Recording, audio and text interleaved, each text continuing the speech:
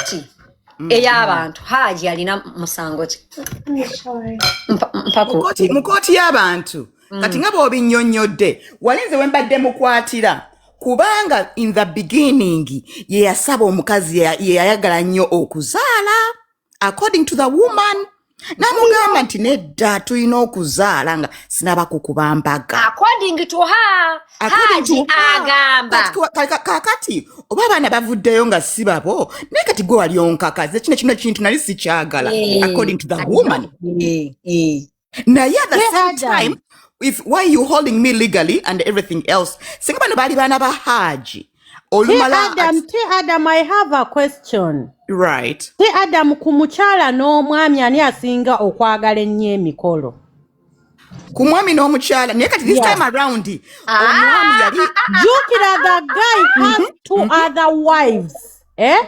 Ngono omukyala yamwagala mu let us use logic ngono omukyala yamwagala mu kingo already ayina abakazi babiri abataano bakyalina imbwata asuuka okukakono nti njagala kukuba mbaga anti kati ogambye nti ani asinga okwagala emikolo and everything tutambule mpola abakyala ffe tusinga okwagala emikolo sokolindeko zaina sokolindeko nagenze neŋŋamba yali ayagala omukolo yali ayagala okufuna olubuto SAP Exactly ng'ayagala senga tuddeko mu bufumbo buli bwe bamuggyako abaana ng'ayagala okulumya oli gye abamuggyako abaana bw'asobola okuzaala ate n'azaala babi kuba baali bamutaddemu n'abasatu okusatu n'ashulinkinga omwana yashulinkinga omwana ya dissolvinga which is possible and everything else. Now, yeah, according to her story, no, according to her story, nageze nengamba tipanyanga basajja nga baagala nagamba nti nedda kansoke nkukube nga sinaba kukuba mbaga njagala ekintu singa ye story nga bw'ogiwulira njagala ekintu ekinakwesa ekitiibwa naye olina kusooka kukola ki kuzaala nengamba ono omusajja nga yayagala mukazi we and everything else. Bweyavaayo ina lubuto ne bamukuba ki ekidaala kambuuze TikTok court omusajja eyagenda nga akooye okuzaala ne yeesala enseke ajjawa love and that desperate of badly wanting okuzaalamu to a point imbo mukole ne IVF Hajat yali ayagala okuzaala ate Hajji yali ayagala Hajat era nakkiriziganya. But at the same time you have to understand abasajja nga bagudde mu mukwano nabo basiriwala. Okay, he agreed. Okay, yagamba munange nzalira tuzaale abalongo tukole IVF era nagisasulire kube ekidaala right nga balina mukwano mungi eyasooka he did not consent abasooka ya consent ne bagenda India and it did not work out eyokubiri he did not consent, he did not pay. Ate n'ekirala weagambidde nti balinye ne bagenda mu America okuwumulamuko oba okukola kuki ku myezi musanvu awo yagamba omusajja ayagala kugendako wa mu America ayagala kuzaalira mu America. It wasn't kuzaala kwali like humulako ne bamugamba kagenda kutambula. Hajji's side of the story agamba omukyala yamugamba ayagala kuzaalira mu America. I mean clearly T. Adams of course omukazi yali ayagala nkuzaalira mu America.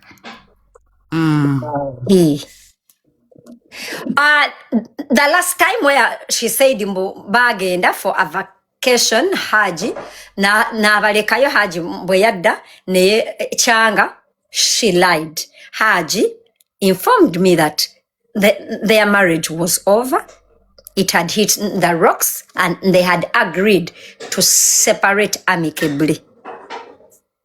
The madam bought herself a ticket and the kids, but she could not go with both babies as lap babies, so she needed another person. Amuwerekereko. Owulira gweti Adam. Because a lap baby tasasula chifo omusasulira just your lap tebasobola kukkiriza kubeera n'abaana baki babiri. Era Hajji at that point still believes that bana abaana babe era nakkiriza. Yeah. At 7 months jukira ne babeerayo n'omukolo nga bagenda mu America n'azaala. Oli off topic. Wanje? Oli off topic oli kuwa. Wano wenjagala okugirira gundi wano. Wenjagala tubeere nti tunoonya obuvunaanyizibwa bwa Hajji bwe tukwata ku bisubi nga tubunoonya and everything else where legally nga Hajji bwagezaako ku kyesamba fe tugezaako kumusika okumulaga nti this is where wawe kiri nti weagamba wano nti n'agamba nti kabagendeko mu America bawumule ku 7 months ne bamukwata nga tagenda kusobola kukola ki kudda Uganda n'asobola okusigala mu America kati Hajji n'abalekayo kati bw'abalekayo then bamukuba ekidaala nga amaze okukomawo n'abamukola embaga right bamukola embaga it is bali bagenze ku mukolo according to this story abantu bamugamba abeewaabwe and they have a right to say niba n'abaana nga tebakufaanana after 1 year. So the woman hadn't even realized nti bana abaana tebafaanana musajja. Naye at the end of the day, if it takes a woman 1 year, naffe nnyinnyini ababa bazadde ng'olinamu doubt nga obanga wabaddeko n'omuntu omulala. Nawe otandika okwebuuza very early on olaba certain features ng'omwana akyalina muto engeri gya smilingamu gyagiramu emikono gye gyakolamu ki at a very young age olaba features g'omuntu go suspecting because we don't want this whole thing to happen again at all nti tugize gundi tukoze ki tugenze mu IVF bino bye bibaddewo naye kakati it took her the woman a whole year ng'oli omwana mu kyotala nawe n'atandika nayo okugamba ki okukiraba n'agamba n'akwatirawo ki ennyonyi agende mu America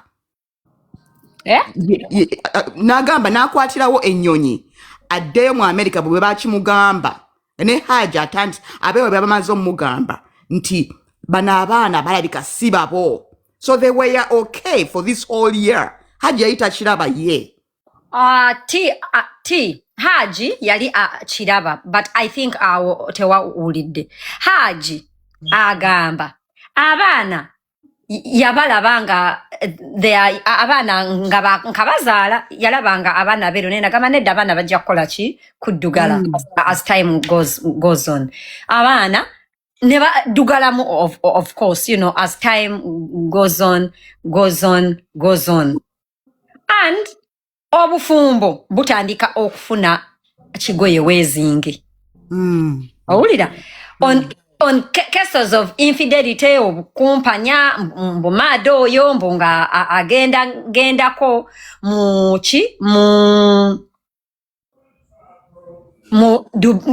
Dubai Turkey unexplained biki kale obufumbo nga butuukanga bugaanira ddala nga bateesa sinti nga bateesa nga bakkaanya obufumbo buno bulabika bugaanyi Hajat agamba Hajji if that's the case obuta nswaza leka ngende wa America n'abaana Hajji nga mugamba okay at this point Hajji still believes abaana bano babe but with some kati nga alabye omukazimbu amukwatiddeko mu bwenzi waliwo ebintu ebitagata naye namugamba abantu bewaka nabo bagamba mbu abaana bano balabika si bange leka abaana tubakebeze yina agenda e Kampala n'akebeza abaana at that point both of them bali Kampala omukyala we yamala okuzaala T Adams yaddayo e Uganda ng'abaana ba myezi 3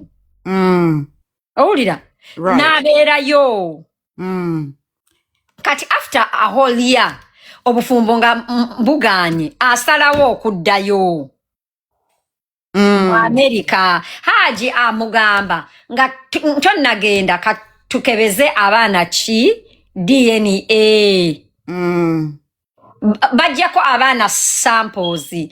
Hajati agula tiketi emutwala mu America n'abaana. Airline emugamba weetaagako omuntu ow'okubiri kuba bano abaana tojja kusobola basitula. Asaba Hajji amuwerekereko. Hajji agula ticket. I even have it on Turkish Airline. Awerekera Hajjati amutuuse wa muganda we Boston akomawo. After like a few weeks, DNA eze Kampala zifulumanga abaana si baani. Oh my goodness, my alarm is going off.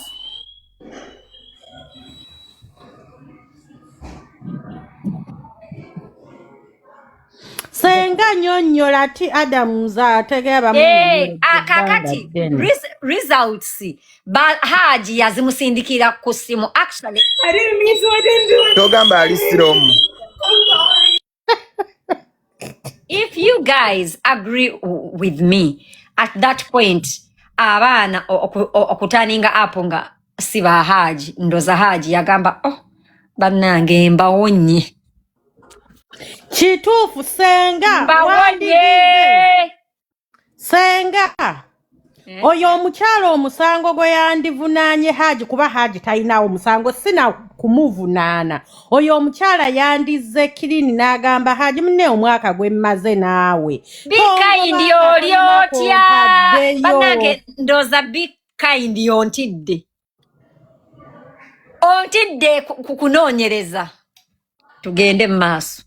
Senga okitegeera ne bagenda ku tebo n'amugamba naye ate yamufunira visa za America. Senga eri gye yasooka okufumbirwa baamuwaayo ki? Omusajja akuvunidde visa ya America aba akuwadde obugagga yitawo tukuuta amabina g'abakadde Shamimu yitawo. Ekirala tusangula Shamimu abaana Hajji wabeera nga yagaana okubalabirira ate naawe abaana si babo batuwe. Ffe tekirinaako buzibu. Abaana batuwe mu ddwaliro. Lwaki abaana abaddwaliro maada genda osuwinga eddwaliro. Abaana b'abayindi babazzeeyo mu ddwaliro. Hajati mu kifo ky'okusuwingira ettaka eriri e Kampala lwaki tosuwinga an international hospital eyakola ensobi n'ofuna ssente? The way she's covering up for the hospital oyinza olowooza lya nannyini ono wa Forex Bureau. Kirala bannanga abantu abandaba lwaki abaana bano bakyotala? Lwaki abaana si bayindi? If it was a mistake done, how sure are we bannange mbuna abaana si ba Hajati? Senga mbadde nsaba oweereze kamera zo zinoonyereze ddala kituufu ki ekiri mu Forex Bureau kuba waliwo sindika. Iye Senga katulinde lipooti eva ku Forex Bureau tugenda funa amazima. Waliwo agambye bambi Senga leka tulabe ku baana mu nkwano nga nzaani agaana abaana baabo bafaanana Rameshi famire. Nzaani abaana baabo bannange ate omuwala bannange lwaki yalimba omu nga tafaanana mulala omu nga muddugavumu. Lwaki baalimba hamu? Lwaki baalimba abantu? Mbuno abaana mbu omu mu Malaysia omulala muyindi hao. Yategeera atya nti mu Malaysia bamukolera ancestral DNA? Ate abaana beefaanana, laba ennyinda abaana beefaanana naaga amaaso. It's just that omu mweru nnyo omulala muddugavu. Senga kati essaawa eno tudimandinga ancestral DNA eyamulaga nti omwana omu mu Malaysia. Twagala ancestral DNA mwaba bwe bakiyita. Abantu abandaba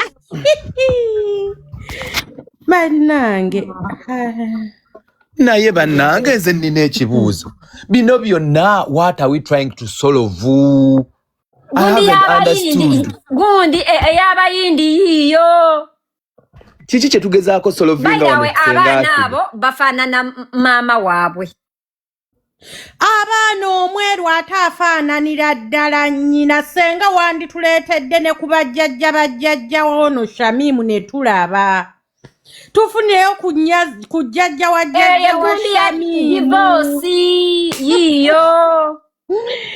Namule. Kati Senga bannamule baki bannamule si bayindi. Nze bannange Hajji kamujjeko. Kaneye Hajji nga muto bulala Senga yinda. Ate mulungi gamba nti ye bannange Hajji agenda kumpasa. Senga kubira pasi. Hajji agenda kumpasa. Hajji kirabika agenda kuwasanze. Senga mukwano totawaana toli musiraamu. Bannange abantu abanyigidde nze nakoze musango ki nabaleetedde the other side of the story. Era Senga lwaki abantu baagala owulirizaako sitoole emu mugumenga sitoole zombi zijje. Kakati abantu abagamba Senga bakusasudde maama kyemugamba ne Zubeida abamusasudde.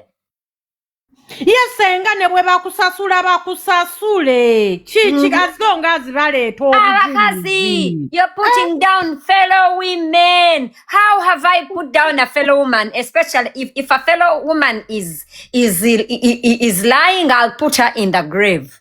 Exactly. Yes. That's it.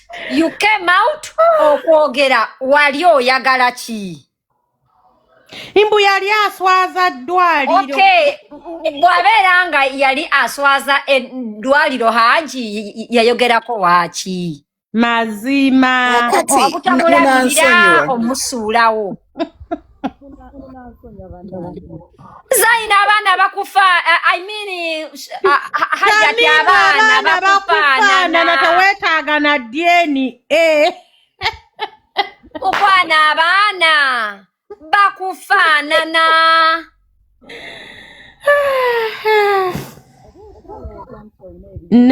Ekirala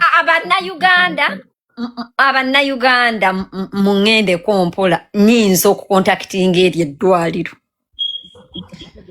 And you know I can. And you know I can. Hajati engeri gy'oli Uganda tusaba okkirize tukusindike bakoleko DNA ku ssente zaffe. Exactly.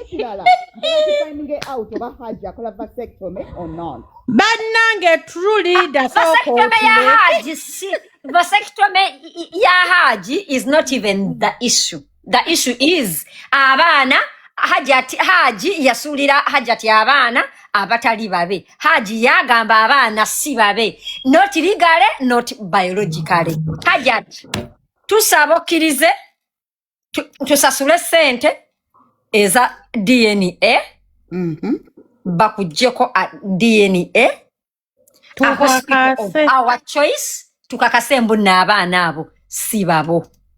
Ate Senga Hajji mugambe. Ize ngamba abaana ba Hajjati. That's why tana suinga hospital. That's why tana suinga hospital achimanya abaana babe. Naye kyenjagala okubuuza Senga, at the end of the day, lwaki zino DNA stories mu nsi zino ezaffe e Bulaaya tuba ku shifting, tetulina time ya kuzungazunga nnyo. Stories za DNA teziri nnyo mu Bulaaya and everything else. Nazibeerayo bize temubiwulira olaba amawulire emirundi esatu mu wiiki. Wano bakusabye dda waliwo wano omuntu agambye mbu let us help her to sue. Wallahi billahi tallahi, I have a friend of mine that offered Hajjati a free lawyer. Let me bring your screenshot. Oh, mukwano wano tukozesa bujulizi. Naye Zaina kyembuuza. Banange Hamdali. Wamma hambuuza. Banange yogera mkwano mpita bemirundi 10 okanya kumpi. Tululida soko oleke hamu nze hamu genda Hamu, maaso. Happy New Year. Wama Zaina. Wamma Chembuza, wange. what are we trying to solve here? We are trying to the see end whether game? Hajj has any legality to these kids or not. Banange kati how no kujaka abana Uganda okwebuza amagezi, how can Hajji omuddugavu okuzala abana abayindi? Come on. Nedda What are we even discussing?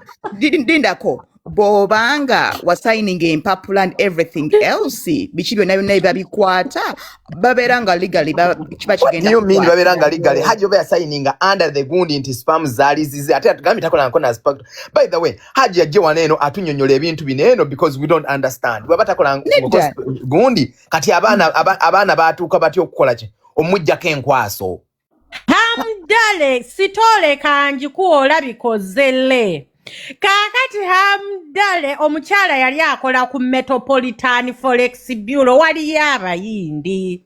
Shamimu yalinayo omusajja omuyindi mu Metropolitan Forex Bureau. Kakati enkwaso ziri ezasooka bwe zitaakola. Senga enkwaso zaani? Eza Hajji. Senga avatugamba waneno. Zaina. Maybe it's you who didn't follow. Senga avatugamba wano yayogedde ne Hajji n'amugamba tebamukola nko simanyi potoskame. Kati bali bagikolanga kiki ekiba kimukozesa ate enkwaso. Nedda baali baagala multiple kids nga baagala abaana asukkamu omu. Nga baagala balongo bazaale bumu. Ayagala ku kitiibwa ky'obwasaalongo. Zaina. Ekiwandiiko ekya kooti kigamba. Hajji ye nga ye namubuuziza n'angamba takolangako vasectomy oyo maada ebigambo byayogerako yamanyi we yabijja n'ebipapula byaleese era Hajji mbu yasala enseke yamanyi yagamba tasalangako ki nseke. However, the reason why they opted for an IVF, two reasons. One, age factor, that Hajat was already above the age of 35 and her fertility rates were low. And also they wanted to have twins. Okay, good. Multiple child. So ne bagenda mugundi bakola IVF naye takwatayo. Eyasooka. Eyo Hajji gye yasayininga. Yes. Bwabanga Hajji gye yasayininga the second one, then why are we even discussing? Because there is no case here. There is no case, but Banange, I'm trying to. Banange, international model aliriddawa. Kubanga ne court tewaliyo court nsirumbu bagenda kugira simanyi kusuwinga Hajji nga Hajji the second gundi was not involved. That's why Hajati Ina nawe byasuwinga court omusange be ino gugoba. Oli mutuufu. That's why Hajji yawangula Hajati mu kooti ez'abaasoma kati ali mu kooti ey'oku social media ey'abataasoma. Awo wennyini wenkwagalira. Amalino teekako kamera. Hold on. Give me a minute. Gundi yawa neerirudda. Amaato yakettaale. Lindako. Raji Shamim tia contacting the hospital right away after getting the DNA. Naffe kye twebuuza. Senga asidi. Njala sindikira buno obubaka. Mukwano soko nindeko. Tululida ogenda kusirikako oba nkuleko oyogere. Both of us can't talk at the same time. Thank you. Buno obubaka bugenda ewa Zubeda. Yengonyiridde. Nnyo mukwano nga lwaki nedda. Tuwulira otya? Zubeda, wali otuletera ki story kino? Did you vet it? Did you ask this woman these questions? Wali okituletera tukikolere ki? Banange ba bloga be Uganda. Njagala mpolerezeeko. Senga soko lindeko malirize. Banange ba bloga be Uganda. Mulekera otuletera ebintu by'amazi. Njagala mpolerezeeko ku Zubeda Nedda Senga, there was, after going through this evidence, this was unnecessary okuteeka mu public. After all nga court yakola ki? Yagoba omusango musumya bayileta mu public. Bane ba bloga. Mulekera otuletera ebintu eby'ekisiru. Zubeda oli mukazi mukulu, oli mukazi naawe. Bera ng'omuntu eyasomako, bera ng'omuntu ali mu I don't blame Zubeda. I do, Senga. Right now we are seated here discussing something that we shouldn't be discussing because court beba ya mugugubwa nafe we can nemuziba akiraba. Zubeda teyasoma akota sola kubuza muntu bibuzo before they interview people. mulekera okukola ebintu ebyekisiru tubabalamu ng'abantu amagezi ate ne mujja ne mukoze ebintu ebyekisiru ne muleta akazi ne gatugamba ebintu ebyekisiru bannange tukooye ate Senga acid abakazi bannange muli so emotional ne tuli wano we have seated for 10 hours couple days discussing this crap, this nonsense. I'm so sorry, but sibira bamugumba nze ng'omuntu. Tell me if I'm crazy. Why are we even discussing this? We should ignore her. You know why? Court of law yamugoba. Never musinga. Why are we even giving her airtime? These are people that don't deserve to be talked about. But guys, I want to show you discussing this. Bullshit. This is nonsense. I want to show you guys this. Give me a second. Tubede wali tuletera ono kasasiro ono tumukolere ki era bannange tuli wano we are discussing what are we trying to solve. Shamimu alekerawo okulimba linda ko ham Hajati alekerawo okulimba abantu mbu talina sente zisuwinga hospital. I offered Shamim a lawyer with an intention with an international license who was willing to do pro bono. Shamimu neyebuzabuza. This lady was given a lawyer with an international license that was willing okumuya. Pro bono means lawyer or why are we still giving her airtime? Senga, then why are we still giving her airtime? This woman does not deserve a court y'abantu. Kiriya mufera alabika alinayo mu Nigeria who is behind her. Mpamu ku nkazindalo. Zubeda, I don't blame her. Zubeda anonya embozi ez'abantu, just like all of us. Kamareyo. Zubeda yajja omuntu nga yagala muwa embozi ye namuwa embozi ye as a person ne tujiwuliriza. Owulira, we listened for embozi ye. That is why era nange nanonyeza Hajji naye nampa embozi ye. Kakati inze ne Hajji tetulina, inze ne Hajat Zubeda tetulina musango. Zubeda agulina lwansonga. Senga acid omuntu nga blogger nga Zubeda kugundi jaliko, she should do a verification first. She should actually hear from Hajji first before publishing ebintu bya kisiru. Eno singa ebadde TV, I swear to God Hajji abadde asobola suwing embwe, actually nekati asobola suwinga Zubeda omusalako ebyakalebule. Zubeda genda mpola mpola. Yes, mulekera okusasira omweba matako bajja basu bajja musajja nga tetunayogerako kugammwe ne mutandika okwogerayogera ebintu ebyekisiru. Banange olaba ne radio station Senga acid oba TV, they have a right to operate, freedom of whatever place, but boleta story y'ekisiru bakusuwinga bulijjo wane msana n'ekiro basaba batwala mu court. Yagambye tayagala kubeera mu America, ayagala seba abeere e Uganda ku sente ya Hajji ng'alabirira abaana batandika ebyo ebibuuzo eby'ekisiru ebyo byali mutuzaamu. You know, naye kakati tubale tusaba Shamim akumewo mu party 2 atindemu ebyo ebibuuzo yakukomyewo dda mu party era ajja atunyonyole party 2 ki. Already party 1 eri fake, kati atunyonyole party 2 ki. Bannange inze bye nayogedde kati mbubabiddamu. Are they stupid? But them courts of law, what they told them. Another thing, Kambuze. Hajat knows I'm saying the truth. Ask me why.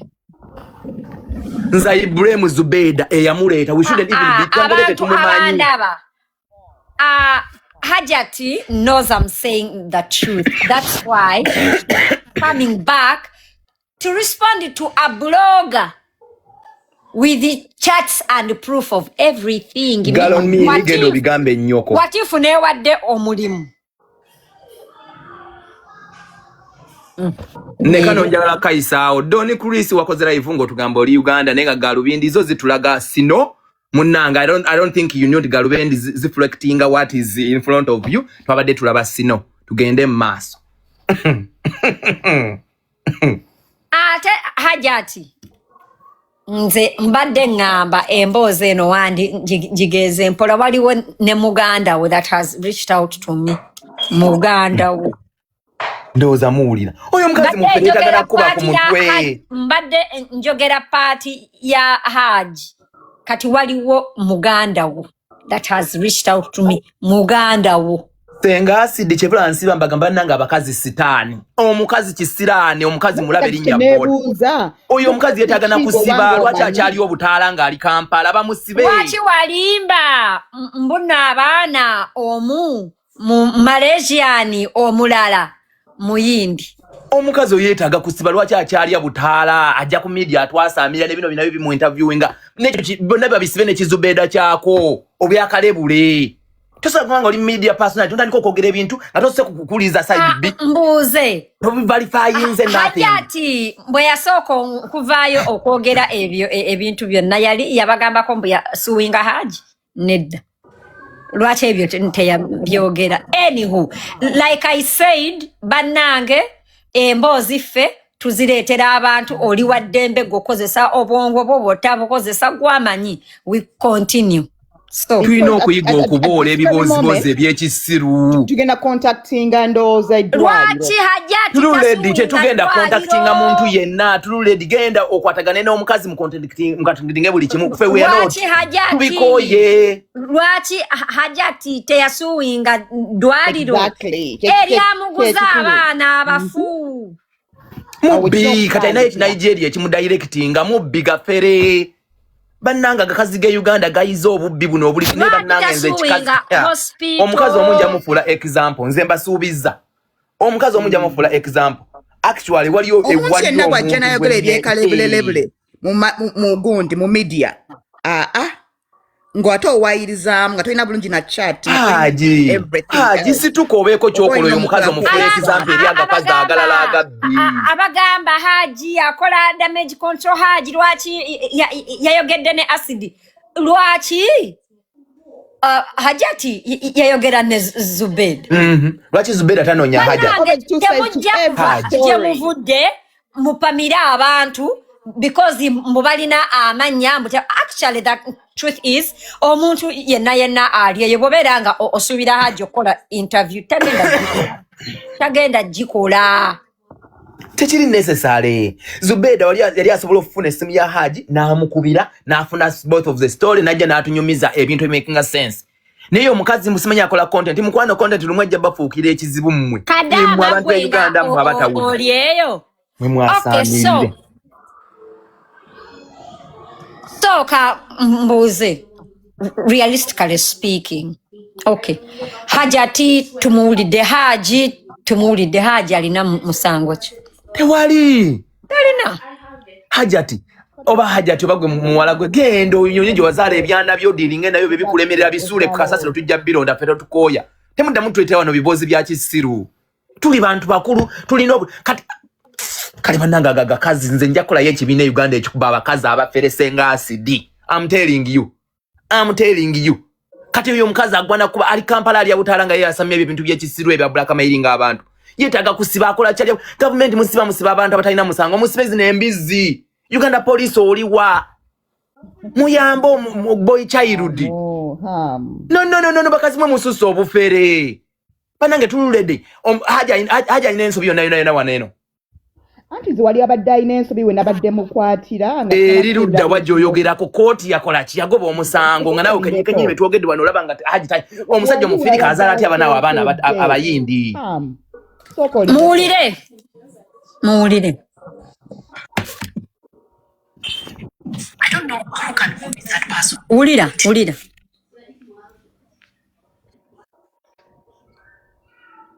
Bazala natural no but very bamazima. Omuntu ngazala naturally. I don't know who can convince that person to get call IVF. Kuba gwe ito ina buzibu bonna. Nenda won umusajja wobozala lwaki omuntu abakugamba to get call IVF. Also Hajati ogezaako kutugamba mbu Hajji tazaala. Kuba Hajji alina abaana 14.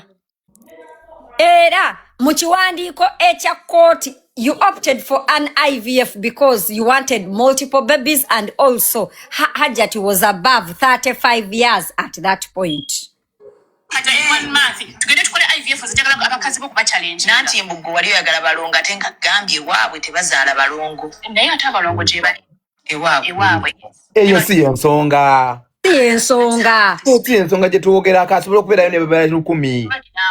That's not the point. Neguzubeda nago guli mukudiscuss ga bintu bya kisiru. Nze bikazi obintambira. Abana bamufana nabanange Hajat yekaza bananga abana bafana n'omukazi.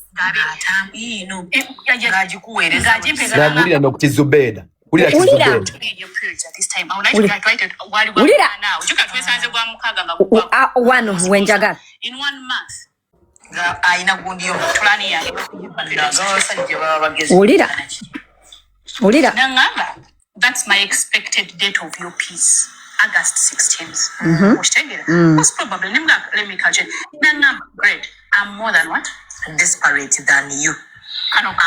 Katika mbuze Hajati nyonyola nkadama omusajja eyali tasobola kufunisa lubuto nga nenkwaso ze tezikola date zo eza period yali abalazaaki 2 months after meeting you. Wanji Zaina Bana Uganda balwawo tegeera. Zaina Nowulira ekikazi ekikulu nga Kizubeda nga tasobola kubuuza mukazi ebibuuzo bitegeerekeka. Kyebulabanga avuma. Kyebulabanga gakazi omusajja atazaala periods zizo ne fertility days zo abalazaaki. Tugende maaso. Tugende maaso. Mu message za Hajji Hamza galiwanga agamba I'm more desperate than yaina my menstruation cycle kusimu ye. Omusajja atazaala menstruation cycle yo ajagazaaki. Ate amagye agatali Uganda. Ate ne kirala. Ne bannange ono naye abadde kyata amagye agatali Uganda. Nedda nti bw'ogamba nti yali yeetagisa ki menstruation cycle kiba kitegeeza. That's a very valid question kubanga singa amagye gali Uganda wandigambye nti kyaba geetaaga. Omusajja atazaala lwaki aba accountinga your days. Waliwo wano omuntu agambye he did a reversal. You people don't be stupid. The lady kati agoga kadama zino chats omukazi tugambye bamitinga mu June. This was August. Hajji nga amubalira ennaku ze. Tugende maaso. This was on the August. This is a message zonna abanane twazi printing ze out. Yes. Just in case singo omuntu ayagala genda mu court byonna tubirina. Nangamba great. I'm more desperate than you. Tuwulira. Zikopi ninako zikopi tusindikiddeko ne bakyala bannaffe. Tezijja bayamba. Just in case. Nesimu bye zirimu. It's very safe. Weri. Wala sobola gituukako. Tuwulira. Tulidera tuli careful. Tetwagala mukyala mulala kunyigirizibwa. Kakati wano. Bannange ebintu bijja kujja ibuukabuuka mujja tusonyiwa naye kyetulaba kyetugenda okuclarifyingako. Kakati wano angulira emmotoka. Jjukira namusinka. Kyebula njala kuvuma Kizubeda. Wulira. Abiri mu omukaaga. Abiri mu munya ogw'omusanvu. Bagulidde. Omwezi tegunaba nakuwera. Nangamba at least then we at least buy a small. I've told him to scan the market. Nangamba that means after your period you pass naina coil. Yasanga nina IUD. Oh my God. Mati yakola chi? Matako yalina ki? Koiro. This is too much for me. Matako yalina koiro. Muwulira. Muwulire. Koiro ojagaza ki ku musajja bannanga atazaala. Tugende maaso. Ngezesezaako alabo basobola okuzaala. Omuntu azaala natural. Wulira. Ako bannange mukawulidde. Mbuya mungezesezaako alaba oba asobola okuzaala. Batubeeri b'amazima. Omuntu ng'azaala natural. Ndeeko bannange mbaleetere. Gundi ya Zubeda bannange eriwa. Omuntu azaala natural. Bannange fe ekintu kyaffe njagala okutegeeza nti omuntu tusikanya ku 28th of June. Yes. September twali tukoze IVF esooka. Ninda. Yefe ababuuza what was the rush for? Era atubuulire Hajji alina abaana ababe oba Hajji tazaala? 28 June yakusanga our first meeting yali ku UKM yakulabirako okugamba nti mwemanya yalabira ku ssomero because he is the director of the school. Okay. Kati I was a parent. Yakwana muzadde. Tuwulira Hajji yakwana muzadde. Yes, yakwana muzadde. Omuzadde naye nakkiriza. Netugenda kusookera kumenya tteeka. Gwe Kibeni bulijjo Eva obeera ku side enfu oli Kadaama wano wandivuddewo genda eri ewannaku. Genda eri ewannaku wabeera gundi by'abantu abatategeera. Beni, you have never been on any right side ever. Obeera ku biside ebifu obuuza ebiboozi ebyekisiru. Business class but I'm economy. Tuwulira. Wayokola mulimu kigwera ebiseera ebyo. Bakikubuuza bino ebibuuzo waliwo ebijja waliwo baatugambye tuweeteekako ku nsimbi. Njagala kumanya wayokola ensimbi nali siziire ez'okukola ekyo. Nina ofiisi y'omuntu gye nali nkolamu. Okay, yes. Tumuleke ye for security purposes. Nali nkola in someone's office. Yes. Kakati actually when namufuna Hajji n'agamba asaagala bya kukozesa. Tabyagala era n'agamba ojja kisitopinga olojja kuvaako. Tuwulira. Saagala mukazi akola. Njagala mukazi nga yeekozesa. Nga wenkwagalira nsobola okufuna. Saagala kuba nti nange emboozi eno njagala ku gundi ya Zubeida naye maama njijja ku videos, njijja ku playlist eriwa bagambye executive media has all this eririddawo. Ngende ku videos latest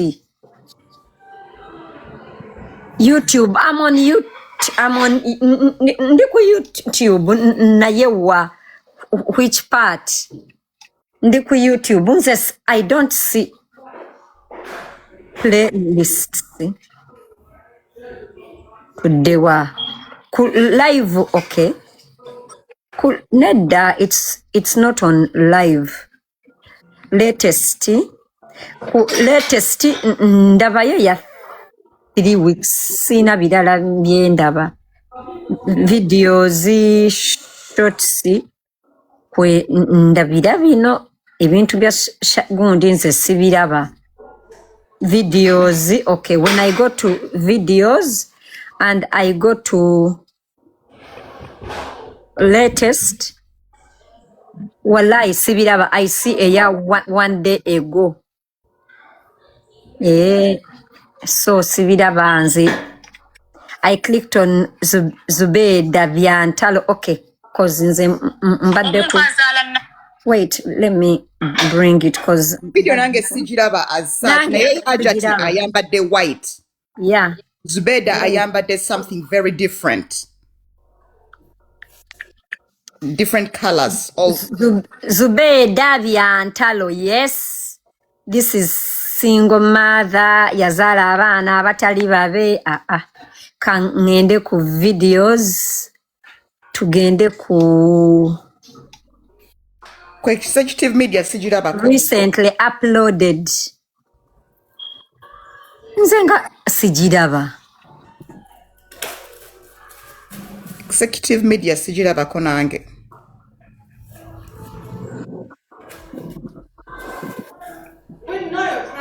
Wallahi sibiraba executive media era nange it's where I am banange.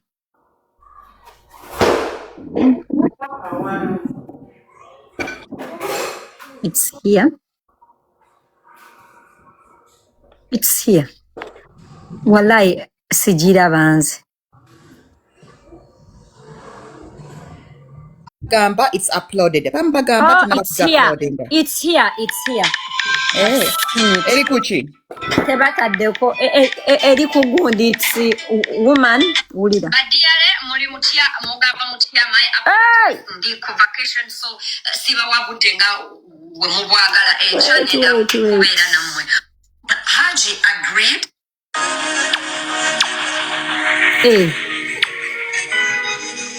wait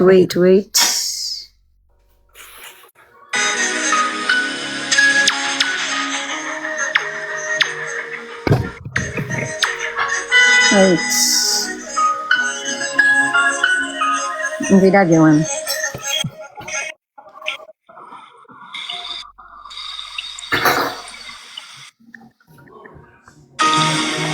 bataddeyo akagundi kani okay tandise tutuuse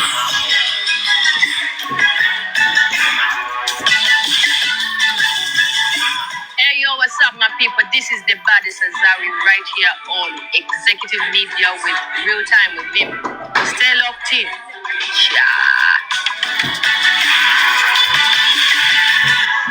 Omuntu azaala natural banange abasajja batubeere bamazima omuntu ng'azaala natural I don't know who can convince that person tugende tukole IVF Hajati tugambye wali okuzeemu lwaki omuntu abakugamba tugende tukole IVF by the way Hajati wali okuliridde mu myaka tugende tukole IVF zijagala abakazi bokuba challenge nanti mbuggo wali oyagala balongo ate nga gambye waabwe tebazaala balongo tuwulira ewaabwe yes never triplets gyebali para let's have this baby tuwulira Hamza okimanyi naawe nti waneegayirira nnyo okufuna abaana let's have this baby all baby yayina cycle yange ya periods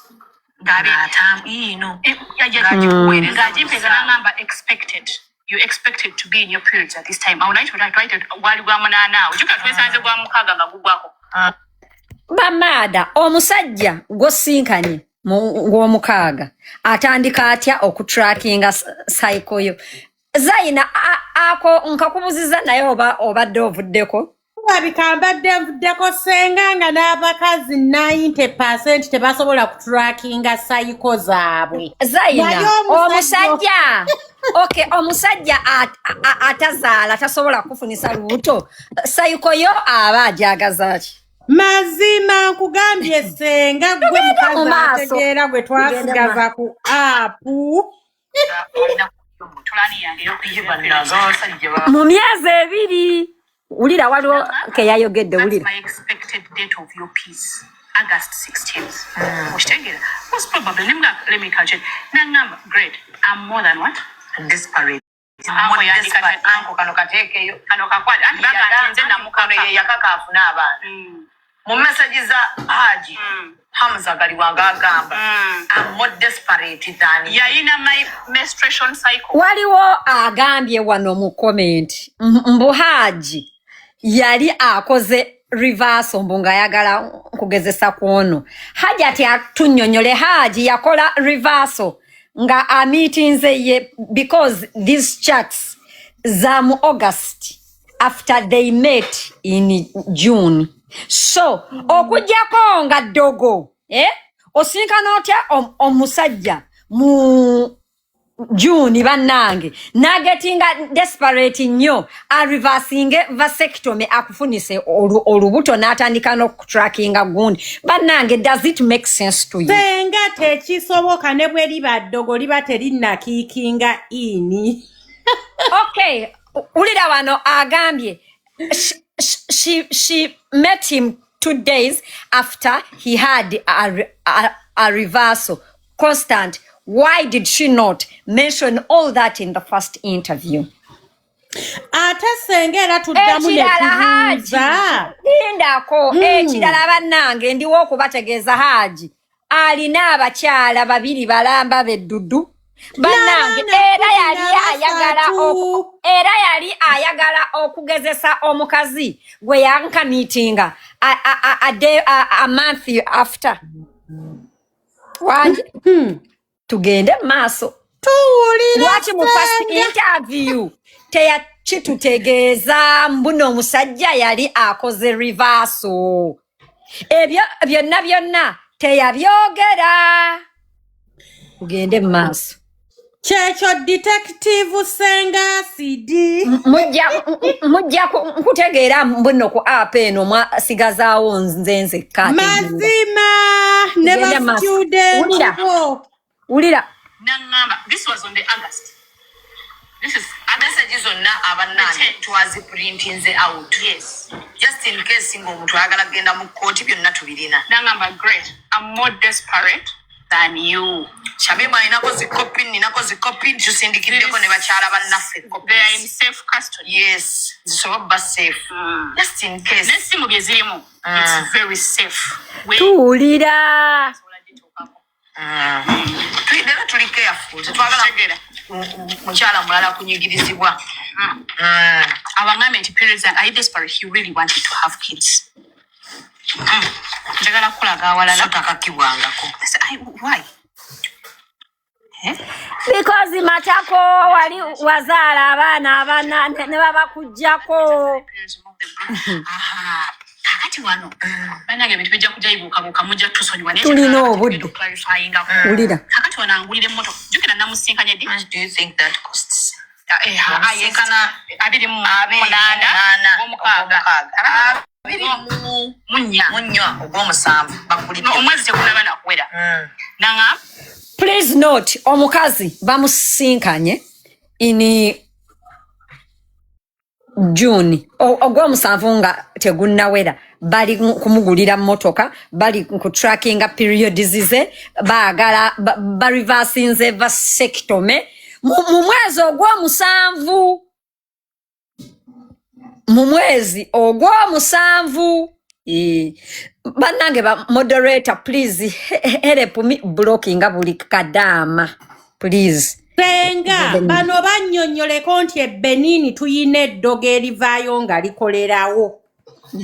Eryo lyava Benin mu vudu. Tuulira. At least when we buy I've told him to scan the market which. Remember, that means after your period you burn and naina coil. Yasanganina IUD. Matako, why are you having a coil for a man atazaala atenga ayagala kuzaala? Tugende mu maaso. Naba kumama yakola ki? Yayagala kungezesezaako. I mean, most people akungezesezaako atya atenga kambuze reverse eyo bakugezesaako bati ate ng'olina IUD. Wangi? Jukira Hajji alina abakyala abalala aba. Babiri batayawukananga nabo. Tugende maaso tapinga live. Kadama kwata olupapula ne peni bino bijja kuzibuwalira okutegeera nga towandiise. Ate bijja kuyamba tapinga live. Balabi bafa executive media kasubire muri bulungi. Unako olwaleero nkomye. Era nga bagezesa kuye. Bwe twalimu twajja nga twagala kunnyonnyola abantu abakola IVF, disadvantages za IVF ne advantages za IVF. N'okutubuulira ekyayitamu nga maama eyayitako mu IVF because abasinga nze nali green ku IVF nga mpulira kigambo nga simanyi procedure weebeera.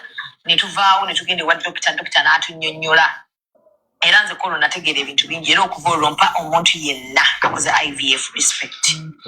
Munnange tumala okuva wano Hajji tumuwadde ekitiibwa kye kyonna. Hajji ate nga mugenda ewa dokita Senga Sidi, my sister. Yes, my sister. Senga bongereko Detective Senga Sidi, Detective Dr. Senga Sidi. Ndira.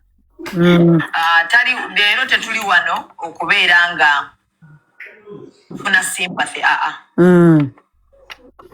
tuli wano kiriyalinga ebintu ebikyamu ebiri okwogerwa ku shami. Ekyenjawulo ekyaffe, we are going to clear with facts as I say. Nti facts. Tugenda kuba tulina wano notebook Ebyagambiddwa ebiro ebyayogeddwa Senga City nga alaga ekifaananyi ekibi ku Shamimu eri abantu.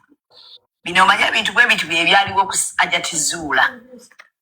Hajat Zuula n'akubibwa okukakkana nga gwe mufudde omubi. Ku Shamimu tukigaanye. Tugenda leeta facts, buli we muleeta nga tujja nga tuleeta facts paka. Yes, and also withdrawing, but we are not withdrawing this time round. Tugenda kuvaawo paka nga tu amazima. Sibya kugamba nti watu mukweswaza wabula tetwagala Shamimu asigale mu kifaananyi nga mulaga nti ye mubi yajja wano n'awaayiriza omusajja ye mulimba mu ntandikwa teyajja wano ngazze kwogera ku bbaawe n'erinnya ndowooza tewali alimanyi n'ekifaananyi ky'omusajja teri akirina because yali respect Hajji gy'ataayagadde ekyabanyiiziza nno so beyannaku ekyabanyiiziza nno because Hajji naye yavuddeyo nawa his side of the story. Lwaki yabanyiiziza? By the way, leka mbabulire mmwe abantu abandaba, the devil was a woman. The devil was a woman. Exactly. The devil was a woman. Ate abakazi tuli babi nga nange mwendi. Iye. Musoko buze ku bantu bwe batolina budde nga tutandikirawo. Balamusiza mwenna abatulaba bwe bali kubeera ku executive media. Tugenda kukola nga bwennywamu ku kiugi. Mwe bali kubeerako. Senga lindako katini. Senga okimanyi Zubeda kuba yalidde ekigaati kimutuga naye ng'alaba olutalo talina gy'alutwala. Nze wendi. Onoti ekyugi mukyala munno ng'abuliidinga. Nze wendi. I went wrong because I went through a hard experience. Yes. That I felt I should share. When you contacted me, I should share with people. Yes. My intention but it is well. Let me come because my intention was not to disrespect anyone. IVF procedure. Because abantu bajja kubuuza ate lwaki wagenda ate what happened ate lwaki tewazala naturally so nali nkiyisaawo okitegeera not because I wanted to attack anyone because if I had wanted nandibadde otandikirawo but I respected him ate simulinaako buzibu kubanga ye bwe yaŋŋamba nti abaana bagambye si babe namubelievinga neŋŋamba nti I think we should now go and see what the problem is nemusaba n'okumusaba ne mugaa tugende ku ddwaliro tulabe what went wrong ye teyanzikiririzaamu. That's the most unfortunate part. Naye the fact that ye bwatyo asazeewo kujja public anyonoona ekifaananyi kya I think high times kye clearing error yeah. Okay, so kati waliwo ensonga ezimu gye njagalira ddala tusookereko kuba yennene. Bino byonna bijja lwa nsonga eno eya vasectomy. Mu bigambo bya Senga Asidi yagambye Hajji agamba takolangako vasectomy. Kiba kitegeeza Hajji bw'aba agamba nti yakola ku vasectomy yali azaala. Before yali azaala. Era alina abaana 13. That is what you see, man. But yakola vasectomy. Era yagikolera Lubaga Hospital. Ne details nzirina. Simanyi oba oyagala nkolageko. Njagala twogere ne facts. Twogere ne facts. In a document, eva Lubaga Hospital. Good. Producer, njagala tukole naawe. If you can zoom it in. No. Wano wetuba twogera. Nedda bwe tuba twogera sooka ozoominge omuntu agirabeko oyinza ogiteekayo obuteesi ne bagamba ebbaluwa nfu sooka ogizoominge. Turns out you should never sue the driver who tuwulira mutapinge live bannange get paid a way bigger. Anti ngamba situla kamera osooka ogireeta okwate wano otegedde mmanyi kyenkola omulimu gwange ngumanyi leeta kamera osooka oteeka wano oluvannyuma olyoka ogiteekemu buteesi bano abana Uganda tebamanyi mu misango bwe giti Toba manyi misango bwe gitajja bajjagambe balua baji forgeries. Ene balua eva Uganda Matters Hospital. Ojiraba nanka kanjikwatire. Yes. Eyo. Yaya Abakola. Shamimu ayinamu ku busungu. Asinda. Oza mugira bye bulungi. Ojiraba n'obukadde bwayo. Saagala muddate mwe kwasa. Kati tugenda basomera ebiriko. Tugenda kumala tubasomera ebiriko. Eriko Uganda Matters Hospital Lubaga. Kuba serial number yiyo 23716 yena yagala ogende Lubaga osobola ogende Lubaga no confirming nga oba betugerako bituufu. Yes. Yeah. We don't want to waste your time, but bear with us. Tetwagala mugaye nti ebintu twagenza ate ne tubiyiiya. Because this is a reputable hospital. Yes. That can come and sue or do whatever they want. This is a document. Tuwulira. Kambasomereko. Kuliko amanya gali wangu hamu. Ebyo byonna tebikuyamba Hajati. Leeta eddwaliro mwe bakuteeramu abaana. Thank you, Senga. Ebyo byonna tebiyamba bantu baffe. Ebiyamba wano. Hajati. Nga bwe wasobodde tuleetera ebiwandiiko ebya Lubaga, tuleetera ebiwandiiko eby'eddwaliro erya kuteekamu abaana bootazaala ne Hajji baatazaala. Ate Senga era atuleetera empapula ezikakasa nti yali aturayinze kayina looya gwe yali atuukiridde okumwebuuzaako oba eddwaliro tusobola oddisuuwinga oba ne ate Lubaga teyogera ebyo bintu bya kisirumbu era yesimbu mugendeeyo mubuuze kwatifu bya kunasa. That is confidentiality. Hospital confidentiality.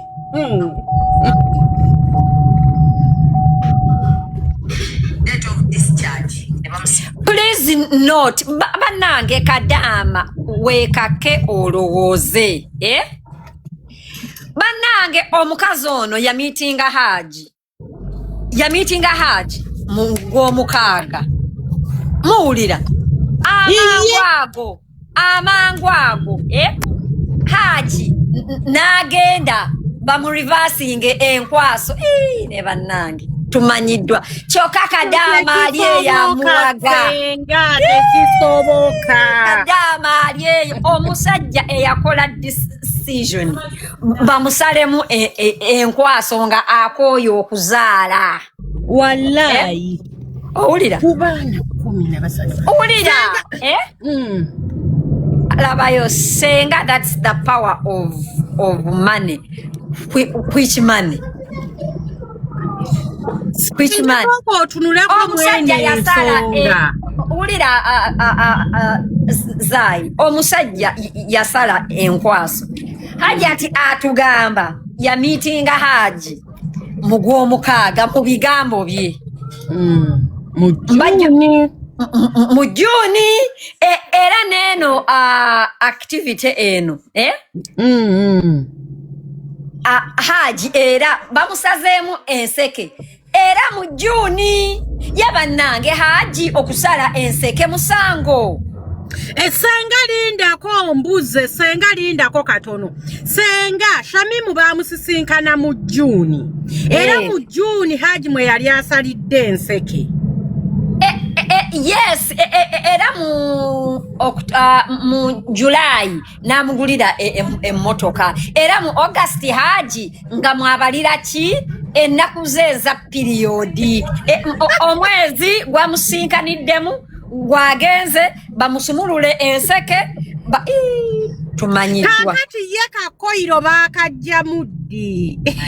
Akyalina olwo koyiro olwo akyalina koyiro olwo temwerabira akyalina muki koyiro tugende maaso ne kambuuze vasectomy 4 years ago. Abatamanyi luzungu akagambo positive vasectomy my sister Senga City kategeeza nti omuntu ayagala kukola ki reversinga tuwulira yakola clinical details bateekawo a 44-year-old man had his vasectomy 4 years ago. tuwulira Came in for vasectomy reversal. tuwulira Investigation was managing. ka bayirawereka mbuuze nkano Senga. era njagala amagezi gammwe gajje omuntu akoze reversal nga amaze emyaka 4 nga yasiba enseke n'akola reversal what was the rush of IVF? Why didn't he like give it time? Era mwe nkumitingira mwe kolera reversal era mwe kukolera IVF really? Wanji? Anyway, tukyagendera ddala maaso. Tuwulira. Hungry is here and I needed it because my fridge is super empty. I'm gonna open the box. It's exciting, right? Tuwulira. Omwaka gwe yakola reversal kuba gwa 20. Yakola reversal yali 2022. Reversal n'agikola 20. Kati reversal n'agikola 2022. Tuwulira.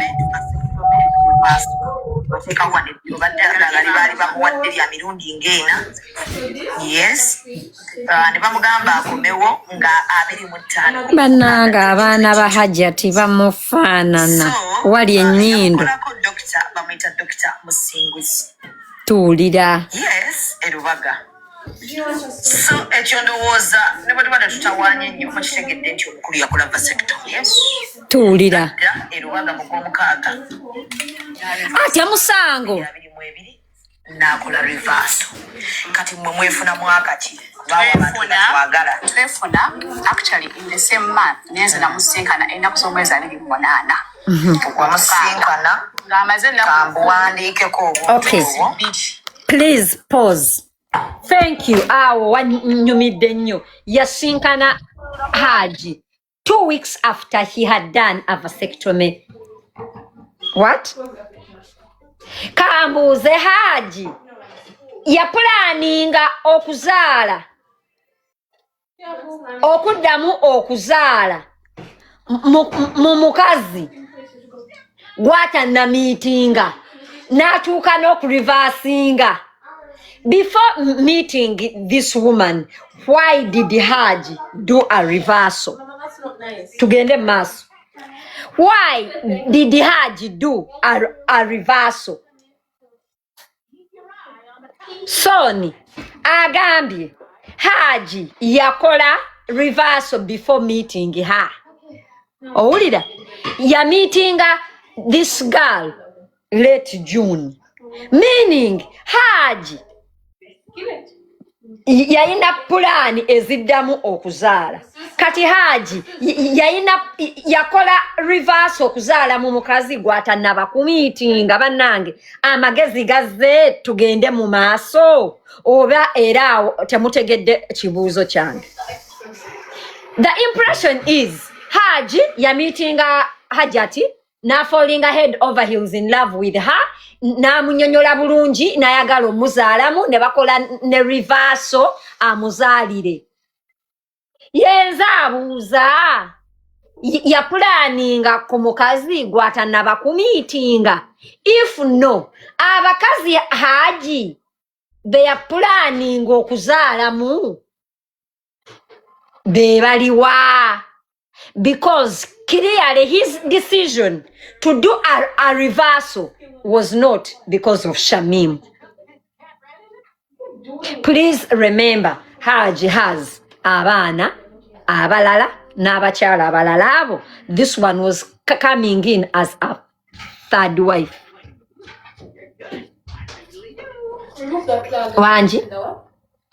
Wanji, amagezi gazze. Zaino kategedde.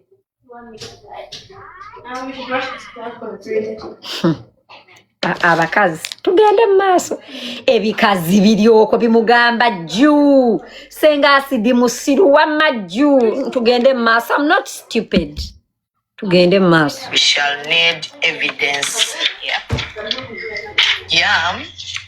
Mwefuna ennaku z'omwezi 28 ogw'okumeka ogw'omukaaga 2022. Tuwulira. Vasectomy reversal yali ya 17. Kitegeeza ogenda omufuna nga yakoze vasectomy reversal. Thank you. Kitegeeza akwana amakola reversal. Naye kati wano zine documents era ngenda kuzisharingira producer ziva mu Neo Genesis Fertility Center. Tunuze eno abantu bano balaba bajja kugamba tubafera. This is Neo Genesis. I'll find a way of putting it clear for you. Neo Genesis Onyakala. Neo Genesis Fertility. Omuli oli guy azina abantu namubagambako okwo. Kebera alabe bwatuuse after the reversal. Spams zijja oba tezijja. Kebera spams, checking spams. Yes. Tuwulira. Checking spams. Are they coming or not? Tuwulira. Coming or not? That was the first one. I'm going to give you the second one. Gagezaako. Wano tukebera spams oba zijja oba tezijja. Senga ninayo ekibuuzo. Senga. Neo Genesis is a fertility clinic, meaning mwembi mwali mugenze okutestinga ki? Sipamu. Senga nzabuuza ekibuuzo. Senga nina kyenjagala okusoma. Omusajja bwe bamusala obugundi aba takyamala. Amala omusajja aba amala bati amazige gaba amala temubeeramu nkwaso. Mbadde mmanyi aba amala mpewo. Tugende maaso Senga. Ekirala kambuuze. Madamu lwaki wajja okukola interview wayogera ku kigambo vasectomy naye notaterezaamu mbuno omusajja yakola reversal. Tugende maaso.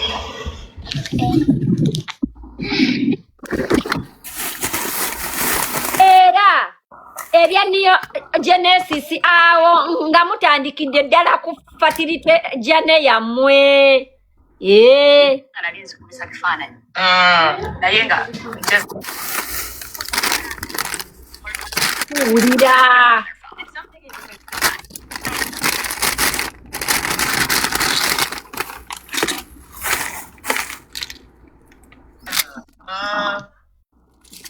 kitegeeza Hajji agenda okukwana Shamimu. Hajji Hamza kaliwa ali desperate for kids. Agenda okukwana Shamimu. Bonga ali desperate for kids. Please remember alina abaana abalala n'abakyala. Tugende maaso. Kati njagala kumanya wano kukyekinze spam. Zali zitya bwe bazikebera mu Neo Genesis nga talina nani. Neo Genesis Fertility Center, Eri Bukoto Street, Eri Kamocha. Yes. This is Hamza Galiwango self. He went to check for himself. That was it.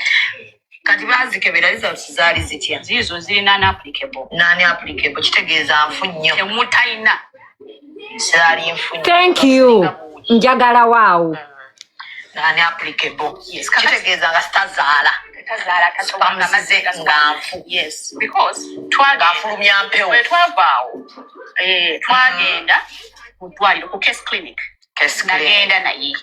Wagendako ku case clinic. Babiri. Mugenze olwo mumaze ebbanga ki mukwanibwa. Bannange ffe ekintu kyaffe kati njagala okutegeeza nti wano tetusikanya ku 28th of June. Yes. September twali tukoze IVF esooka. Nindamu. 28th. Please not. Please. Mbasaba amatu n'amagezi gammwe. Bambitinze mu June, July, August, September mu myezi 3. Nga bagenda Senga, she cried and said yagumikiriza Hajji nga tazaala yamugumikiriza ddi. Wangi? Anyway, ndiwo okubategeeza imbu abamitinga mu June Hajji nga yakakola reversal ne batandika ku jane yaabwe ey'okuzaala amangu ago kwe kumitingirawo omusajja kwe kwagala okuzaalira omusajja 3 months after already nga bagenze ne batestinga mbundo omusajja tazaala Naguma yagumira binze esatu yasooka bannanga abantu tumanyi you know that omuntu okola IVF basooka ne bakuteeka ku treatments yes or no? Yes. Basooka ne bakuteeka ku treatment siinomira empeke ne bakukuba empiso wano manya wali mujjukira bulungi yes or no? Yes. Kakati ye kwe kumitinga omusajja mu myezi 3 nga bamukozeko ezo treatment zonna jukira at some point bakebera omusajja nga n'amazige tegakola. Yes. Amazima ge yaleese oluvannyuma ge gagenda omusuula mu ttooyi bamuziike. Senga yongerezaako kano ng'oleeta point nti my sister Zubeda point eyo giwulidde. Tasobola. By the way, abantu mwenna kati muli kukusinga kukuwangula. This is not about kuwangula. Mazima agali nti Hajat, you fucked up. That's it. You fucked up. Ate abaana si ba Hajji, not legally, not biologically, unless you prove it. It is what it is. Yes. It is what it is. Zaina omuga agenda akolerera abaana be. Singa oba okuwangula abakadde obubina. Agenda akolerera abaana afune asalira abaana kasita batuulire. Muwulire. Yandabira ku ssomero because he is the director of a school. Okay. Kati I was a parent. Yakwana omuzadde. Yagambye nombo yagumikiriza Hajji nga tazaala n'akaaba n'amaziga yamugumiikiriza atya era ddi. Already nga yamusanga yakoze reversal mu myezi 3 ne bakola IVF. By the way, do you realize that omukazi ono yazaalira Hajji mu myezi 6 of meeting? Yes or no? Yes, Senga iye. Myezi 6. Senga tejaweze 6. Nanti ye agambye ya first IVF bagikola mu September etakola. Owulira? The second IVF was done in less than a month mu bigambo bye, meaning yafunira omusajja oyo olubuto in less than myezi 6. Actually myezi nga 5.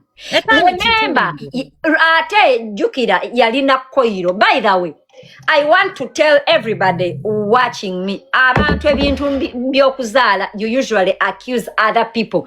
Abakyala bangi nnyo bateekayo koiro ne bagijjayo ne babakebera nga everything is fine ne balemererwa okufuna embuto. Exactly. Ate Senga teekako ne kano katuuke ewa sister waffe Zubeda. Omukazi eyali singa atali malaya atanoonya byobba. Lwaki yali akozesa koiro? Si mufumbo. Talina basuubira kubba. That means koiro yagiteekayo ng'alaba bw'asanga atalina bulungi teri muzaalira, bw'asanga alina ajja zaala abaana b'abayindi. Nga tugenda kukkiriza abaana be tutazaala nze nga Kambabulire omukazi okuggyayo koyo, it takes time before you can conceive again. I know a person that actually had a permanent infertility from a coil, mumani, and it's a personal person. Senga ate bangi ekyo tokiteekako na personal person.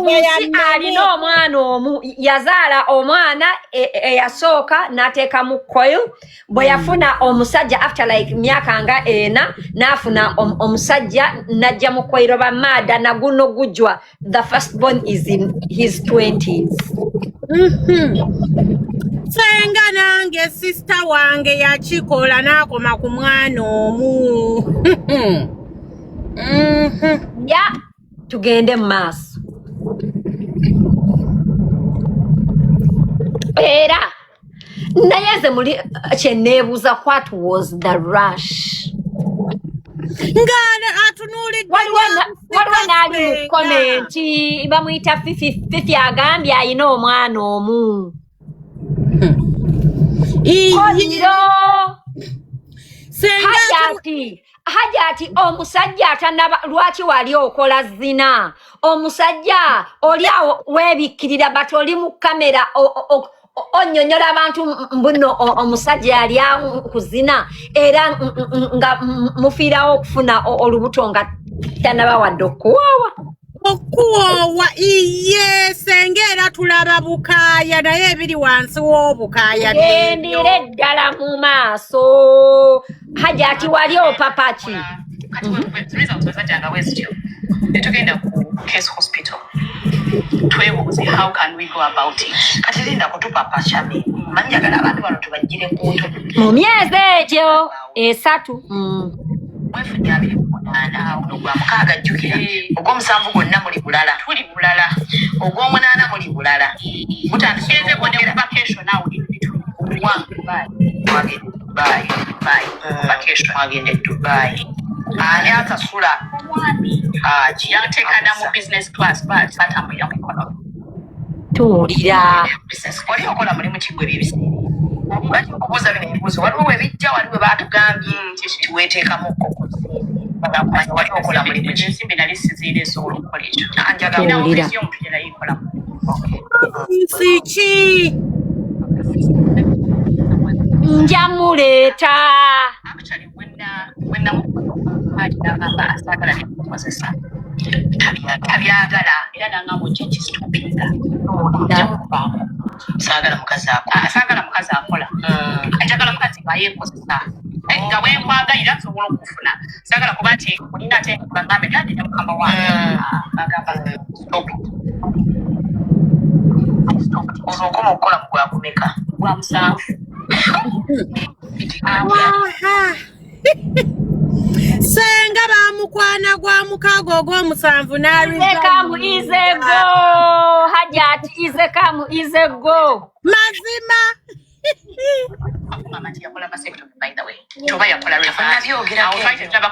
because everything came very fast njakukolaganyira buli kimwa kati ngaawo yansanganyira emmotoka sinungi mulindeeko tanna mugamba mbu yakola vasectomy reversal ate mu myezi 3 nga bagenze mu neogenesis omukebera sperm zoba zikoloba nedda actually mwejo emyezi 3 by the way leka mbabuuze banange oyinza okukola vasectomy nosinkana omukazi in a month nga wetotoddeko byonna nga bwewasala enseke nga bw'oyagala omuzaalamu era can you no tosobola ate omuntu eyasala enseke eyo choice eba yiye ku mutima gwe ate aba akisaze wakikyusiza olina okuba nga omukakasa it takes time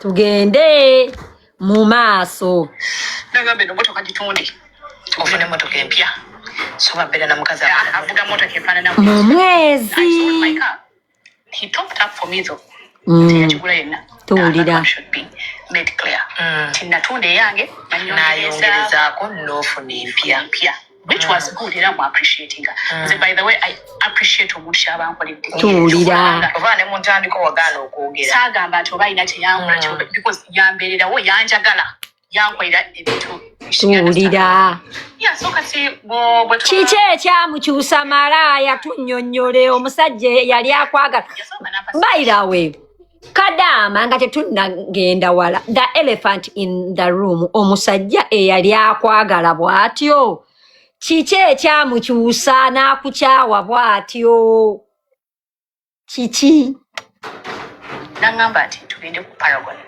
bakola IVF yawulidde nga tugenda kukolera IVF wano Uganda era nengenda wagendako ku Paragon era ye yantumayo nangamba genda ku Paragon bwana mpenda mukubira ebifaananyi ne mugamba is this the place nangamba that's the excellent place get a fertility doctor linda ko anti jukira obadde ogambye temunnayogera kutannagamba nti yakola awaŋŋambye mwezi kati ebintu byonna muri Dubai twali wano yaŋŋambire wano yatwala mu bandi I don't forget facts we sat there he had a book where it's in Luzira waliyo band nambuulira nagamba I love you and everything but ABCD and I want us to have kids you understand yakusaba abaana yes sigwe wasaba abaana nasaba abaana kuba bwe tuliddayo nayina abaana naye yayina abaana naye nange nalina wayina abaana and I was not in a rush to have kids because omwana wange ebiseera kuba nti gwe wamuteekanga ku pressure y'abaana nga ate oyagala balongo specifically kyayegedde bannange honestly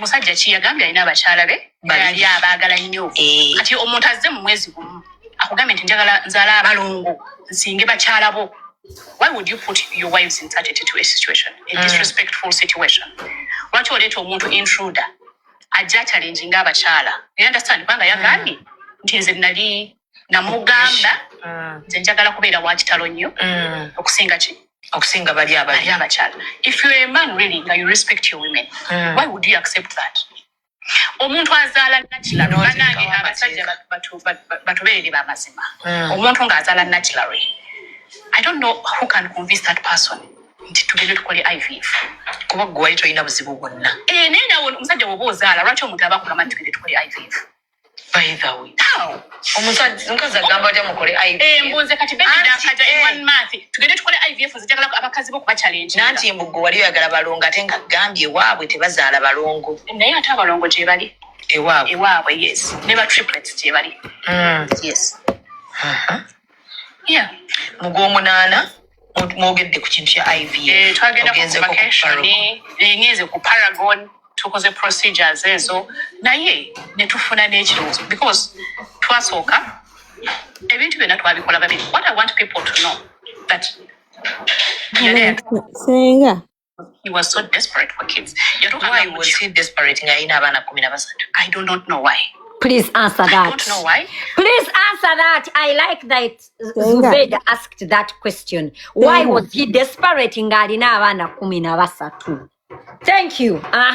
Senga nkwebaziza nnyo okundeeta kana akatuuti kubanga nze taata wange wa abaana 21 and I know aba basajja abakulu bayita mu kusoomoozebwa just because abakazi bano we baleeta abato they think that nti bebabeera nti nno balina obuvunaanyizibwa obungi. I'm going to make for you a rundown. I'm going to make for you a rundown. From disclaimer yongerako nti omusajja si mukulu, he's just 43 years. For me, my dad is old enough. He's old enough. Sijja ku disclosing myaka gye, but he's old enough. My dad omukazi we eyasembayo obuto eyatumekingisa fenna okutujjako DNA abaana 2 fenna gye twali n'abali e Bulaaya n'abali e South Africa n'abali e London buli muntu n'amujjako DNA and my dad paid bagikolera mu gundi ya Pennsylvania. Buli muntu abaja ayagala okimanya taata wange gyagenda ekintu ekyo kyannuma kubanga omukazi oyo yali so disrespectful ng'oyo omukazi. Abakazi abo babeerayo bwe batyo bebabeeranga like as if bebeefuula nti nno nti oba omukazi amukoze nti oba omusajja amukoze bw'ati bannange gamba beefuula abaganzi nnyo ky'oba okozesa. Yes, beefuula abaganzi ne babeera abaganzi. Mbuze, why would a man that has 13 kids be desperate to have a kid? from you, madam. Why? Chirala, if she did not want twins, why did she opt to actually have twins in the IVF? Lwaki teyazala mwana omu? Olugira nga bagamba ekyokwagala obwannaalongo agambye ekyokwagala obwannaalongo it's not true. Lwaki yagenda ne bamuteekamu abaana babiri? Omusajja alina abaana be already ng'alina n'abakyala babiri. Omukyala oyo tunnyonnyole why was he desperate omuzaalamu? Hajati mugagga nnyo. Hajati, she's a beautiful woman, yes. Easy. I'm here to fight for justice for men. Kubanga my dad bamulaga shege. Omanyi omwana asooka n'omwana asembayo nga bonna si babe. Pozinga kao waliwo agambye Senga, you skip the screenshots. That screenshots are pointless. Hajji ne wabanga yakola vasectomy. Hajji ne wabanga yasaba Hajati omwana si musango. Kulu kiri nti be bazaala si ba Hajji. Kasita yali naye yali amuteekamu essente ze zitripu amamotoka kibiyo okumusaba omwana. Ye kambuuze omwana wabeera nga yalema okujja nakyo. Obirabe ebyo kibi okukola IVF? I don't think so. The elephant in the room is abaana Hajati yazaala baani? Senga osobola ofunayo abantu abasobola. Zaina sooka omyutinge yakozi ku baana bakaabo banaawe olina balongo. Senga singa obadde osobola ofunayo abakazi abakulukulu abali genuine abasobola okujja ano ne batta kino ekibuuzo. Senga simanyi oba wali oyagadde ku musajja omufumbo. Nze nali yagaddeko omufumbo ng'alina abakazi be babiri. Senga buli lw'oyingira mwaga amaka waliwo eno feeling eraga nti bali balemeddwa. Waliwo akamanyiro kojja nako ng'owulira oyagala obalaga nti ebyabalema ngenda bikola mbasukkulumeko. Kakati oyo omukazi Shamimu byayasama mbusimanyi bakazi obaali kiki ekyo buli mukazi azze mmaka nga namba 2 namba 3. Akambuuze Shamimu omusajja okuwasa aba disrespectinze mukazi we. I'm assuming that's why naawe wakkiriza akukwane omuzaalire. If you care for abakyala abo obutaba disrespecting lwaki wakkiriza okuzaalira baawaabwe abalongo? Point lwaki wakkiriza Kalivaaso walimbidde ba Hajji bonna if it's bad? Ate obwannaalongo wobeera nga wali tobwagala lwaki wabukkiriza? Tugende maaso. Oba Zaina aliriddawo eyo awali music. Tugende maaso. Senga emboozi ya Shamimu entutteko awo tukuba kino kimpitiriddeko kamala okgenda okulya ku kyennyanja. Tugende maaso. Yakola ne reverse because he wanted kids. Tewali muntu akola vasectomy. Ate naddamu n'akola reverse atayagala baana. Tuwulira. Meeting already yakola ki? Yakola dda reverse nga mpeereza n'ebifaananyi asanga omukyala ali olubuto n'amubba ekifaananyi. Ogenda bitulaga. Byonna weebiriwa. N'agamba nfa I cannot wait. Okitegeera. Kakati which is okay. Yakola reverse. Tugenze twagendako Dubai ne tukomawo. Then we prepared. We were first going to Turkey. Ne tuteekamu visa abantu babiri. Visa bampa yete bamuwa. Turkey njemanyi. Bamumma. Nze ne bampa. Kati awo ne tusobola tetukyasobola genda. Awo ne tusalawo. Drinking water with cinnamon before bed. Hajati awonawo olimbye ali mu comment mbuza why yangwa ali mu comment mbuza why yangwa again why enjagalazi why nga 10 mbaddemu wallahi billahi tallahi tosobola Senga. kubeera pause tosobola kubeera na hospital appointment nga olina referral from a Ugandan hospital nga you're going to a fertility clinic nga eddwaliro wali bookings edda and everything Turkey as a country ne kuma visa wallahi impossible Tosobola kukuma visa kebe US etesobola mukwano even USA eyinza obutagaana nga obukinze osasudde nga the only thing that you're remaining with kugenda kukolako it's impossible. Turkey olaba Hajji waggwe kati okay Hajat okumanya onyonyodde basiru banno bakuwa batya visa okugenda okukola IVF ne bamma omusajja gwogenda ogikola naye wanje amagezi gaze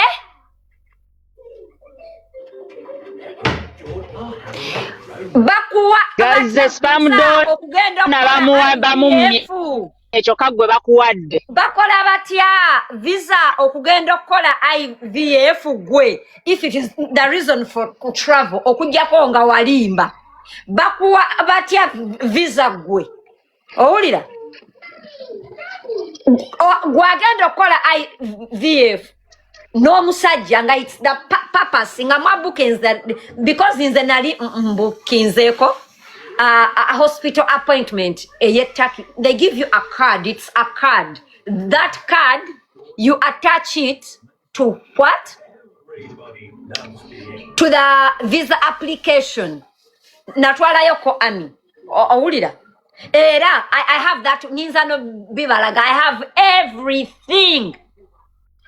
Bakuwa batya visa gwe omukazi alimba ne yakaleta wano omwana ku medical kwa America ne yakaleta wano omwana ku medical kwa America naye yasooka funa appointment nga alina sente buli kimu ne medical insurance buli kimu bako ekiri visa okugenda okukola IVF ne bamma omusajja gwe bagenda okujjako amazzi aga IVF wanje amagezi bannange gazze so let us put that out of the picture into actually Hajji tebamu ma visa. Are you agreeing with me mbuno Hajji tebamu ma visa? Yamusabira oba yalimba Hajji ono madamu yalina visa ze kubanga yali mutambuzo already.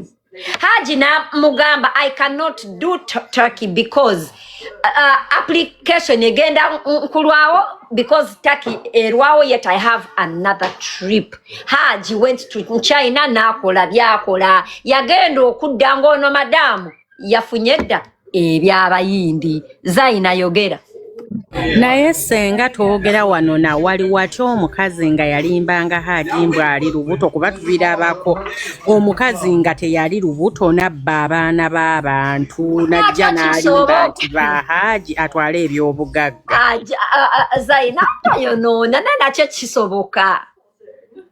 So let us agree inti Hajji tebamu mavisa tebasobola kukuwa visa ogende okole IVF gogendo gikola naye ne bamumma. So what's the point of the travel? Amagezi gaze oba abali mu comment mwena visa mwafuna za Saudi nga za koza bintu tugende maaso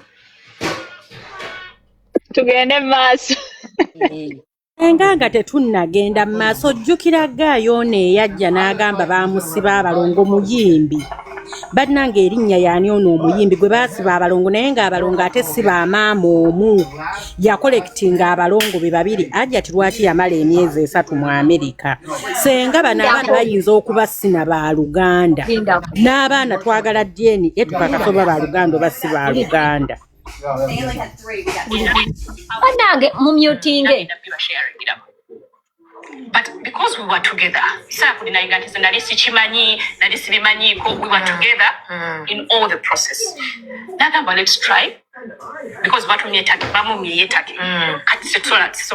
yes, because of the visa is 2 years visa, Turkey visa, so I don't know why. I went to Turkey once. And good day was multiple. Exactly. I get Turkey once for about 5 days. That was my second time. Yes, again. Wali ogenda kukola yoki? So visa and search process. Bannange agambye yagendako Turkey once. The second time teyagenda, and this was supposed to be the second time. That's why I am saying the beach already had a visa. I mentioned you already enough visa. What you get there, chocho? Where else? We go India. We conduct the hospital together because ani alete erinnya ly'eddwaliro twabugolinga twabeeranga ku internet nga bw'omanya internet ne tucontacting amasimu. But the question is, yayogedde ku Paragon nayogera ku Neo Genesis, lwaki tebakozesa ezo, lwaki baagala okukozesa abroad? Tugende maaso nga twagala n'eddwaliro lyazaaliramu mu Amerika kati nze obwongo bukyuse twagala eddwaliro wa gye yazaalira. Twafuna that hospital ne tuba contacting ababiri. Awo nange ndine Zaina Nachos nange eddwaliro ze lyazaaliramu mu Amerika lyeririwa ayitubuulire kuba because he had been yearning. I so desperate to have kids. I did everything. I played along. Procedure doza kati awo tewali buzibu. Awo agamba tewali kizibu. Ne tugenda ne tufuna IVF. Tukomawo. Kati problem wegira nti the second procedure of first procedure bagenda okukeberanga walimba. Walimba. You lied about the fact that I got pregnant. Nga kumbe toli lubuto. Ekituufu saali lubuto. Naye saalimbako. Twagenda babiri. Ku SAS hospital in Kuntebe Road. We went together. They did the tests. It was negative. Because what we was that we agenda for tests after, I think, 2 weeks. Netugenda fenna. Never to testing. Gatetuli lubuto. Wamugamba oli lubuto era nemu kiwandiiko ekya kooti byabaddemu. Bannange mwabirabye oba nedda? Mbibaddizeeyo mubirabe. Omanyi saagala nnyo bintu bya kulimbalimba.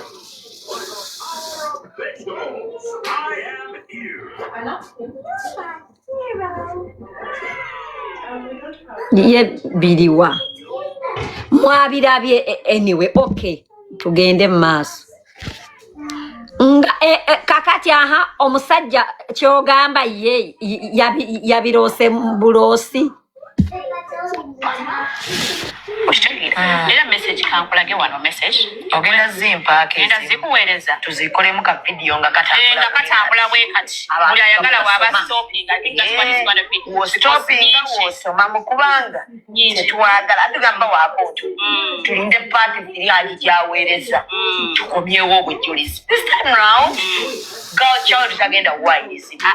Yes, tagenda kuyambibwa. Samulimba konti ndi lubuto era bwaba akirina ku bujulizi akirete soko zisomemu kaawo nyingi ngamba zino za first pregnancy. Ka mbuuze mukazi ono nga annyonnyola mu first interview yajja n'agamba era ne tuddayo ewaka nalyawo I got my period. Lwaki tewagamba mbu no, we went to SARS clinic and tested and I was not pregnant? Bannanga mujjukirawo teyayogeraga nti bamutwala mu ddwaliro ate si ye yayagala bamutwala yafuna ekibada. anti ye bwe yatugamba naye teyatugamba That's nti how she bamutwala na found out butwazi. Bwino ali lubuto paati ya saazi teyakyogera. Senga ekikonkome tekyakyogera tugambe nti ekikonkome tekyayogera. Akyogedde kati mu first interview yatugamba baddayo ewaka everything ng'alowooza afunye olubuto yali ali awo. Her period came. N'agamba yafuna ekibada. Bannange mbadde mbasaba ebintu bino nga we are analyzing. Mugende mu comment section ya videos zange ne ku videos za Shamimu mubiteekeyo. Senga linda kwa omusajja yali atrackinga period za Shamimu. Omusajja kwolwo teyazitrackinga. Ndowooza kwolwo yeerabira. Diyale Mada yafuna olubuto according to her story. Madam ono how she found out muno tali lubuto yagenda mu kibada. Why is she talking about SARS clinic? It's the way she found out tali lubuto after I talked about it. Because she did not talk about. Banange ebintu ebyo mugende mu comment mubimujjukize mbeegayiridde. At least funa fake. Shamimu bw'aba akumanyi funa fake. Tugende maaso. Let me first read for you. 1 October ono nali nzizeeyo. Okay, kambala okukodirako wano. Kanso obansooke because bingi nyinza mistake. Njagala tusomeko ku bino kati mumaze muteesa okukola gundi ey'okubiri. Yes, tuteesa okukola ey'okubiri. Njagala kutandikira wano. I swear by God, Tigadia shampoo will make you grow new hair in 2 weeks. If no new hair grows, we will compensate you $20,000. On the 10th, on the 9th, we twakola pregnancy test. Era teyali nnungi. Fena twali devastated. Yes. Era on the 9th, on the 10th nankubira. Nampereza message. Muntu nnyo wa text. Era nebaza Allah nti muntu nnyo wa WhatsApp. Badde sirina bujulizi. Nampereza nti good morning babe. I'm glad you are alive. Alhamdulillah. Nimugamba alhamdulillah I'm alive. Like you said, it's not the end of the world. That's what he told me. Nangamba exactly 100%. Okay, kati awo nemusaba whatever I was asking for him, settling in. Ambuza, what are you doing? Nimugamba, I'm settling in. We'll go to the salon and back it or whatever.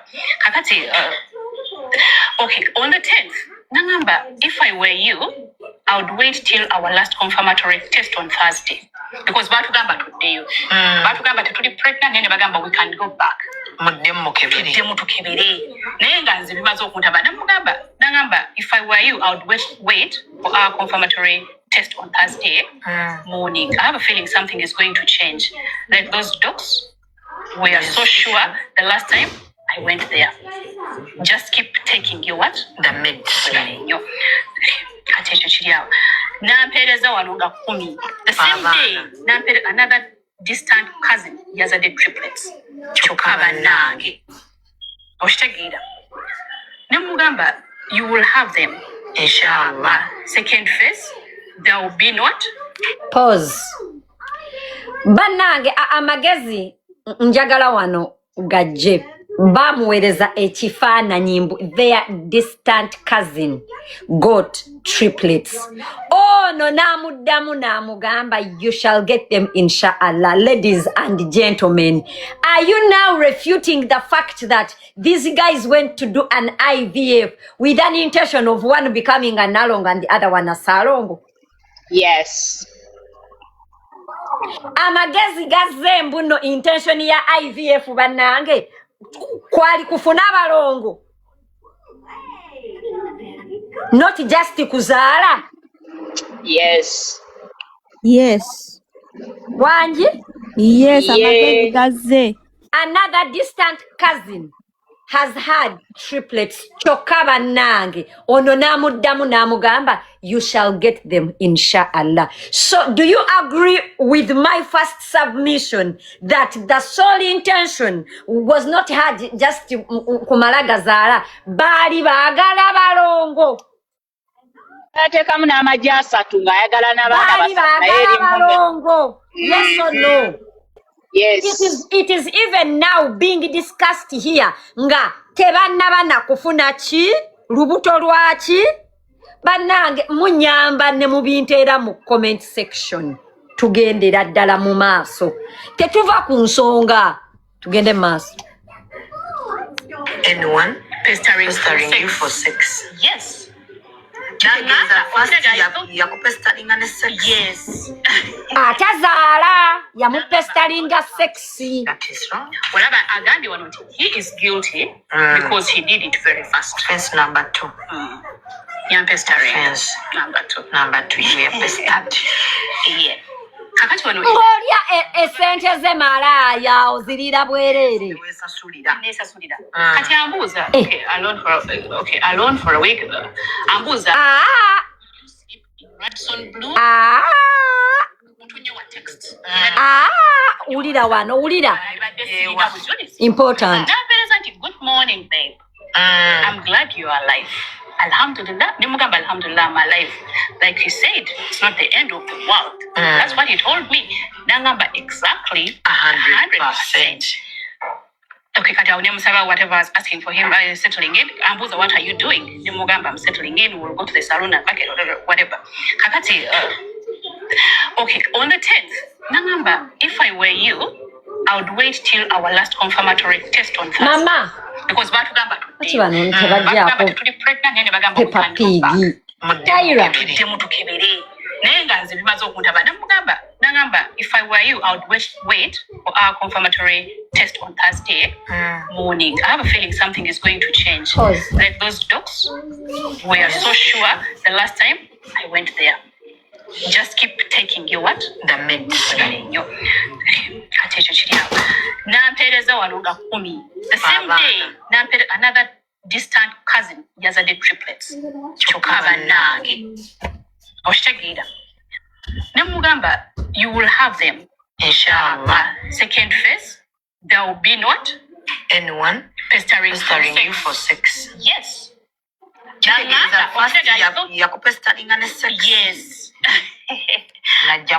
Nangamba, I thought about it. That is wrong. Whatever Agandi one, he is guilty because he did it very fast. Offense number 2. Young pestering. Offense number 2. Number 2. You are pestered.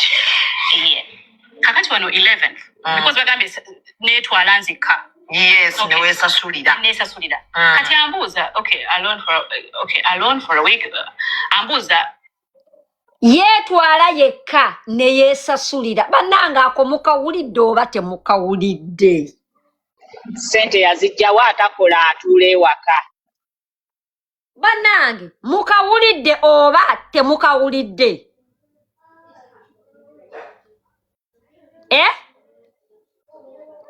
Nze mpulidde, nze mbadde mpuliriza. Nenesasulira mukawulidde oba nedda? Kale leka mbadizeyokko katini. Shamim Hamza.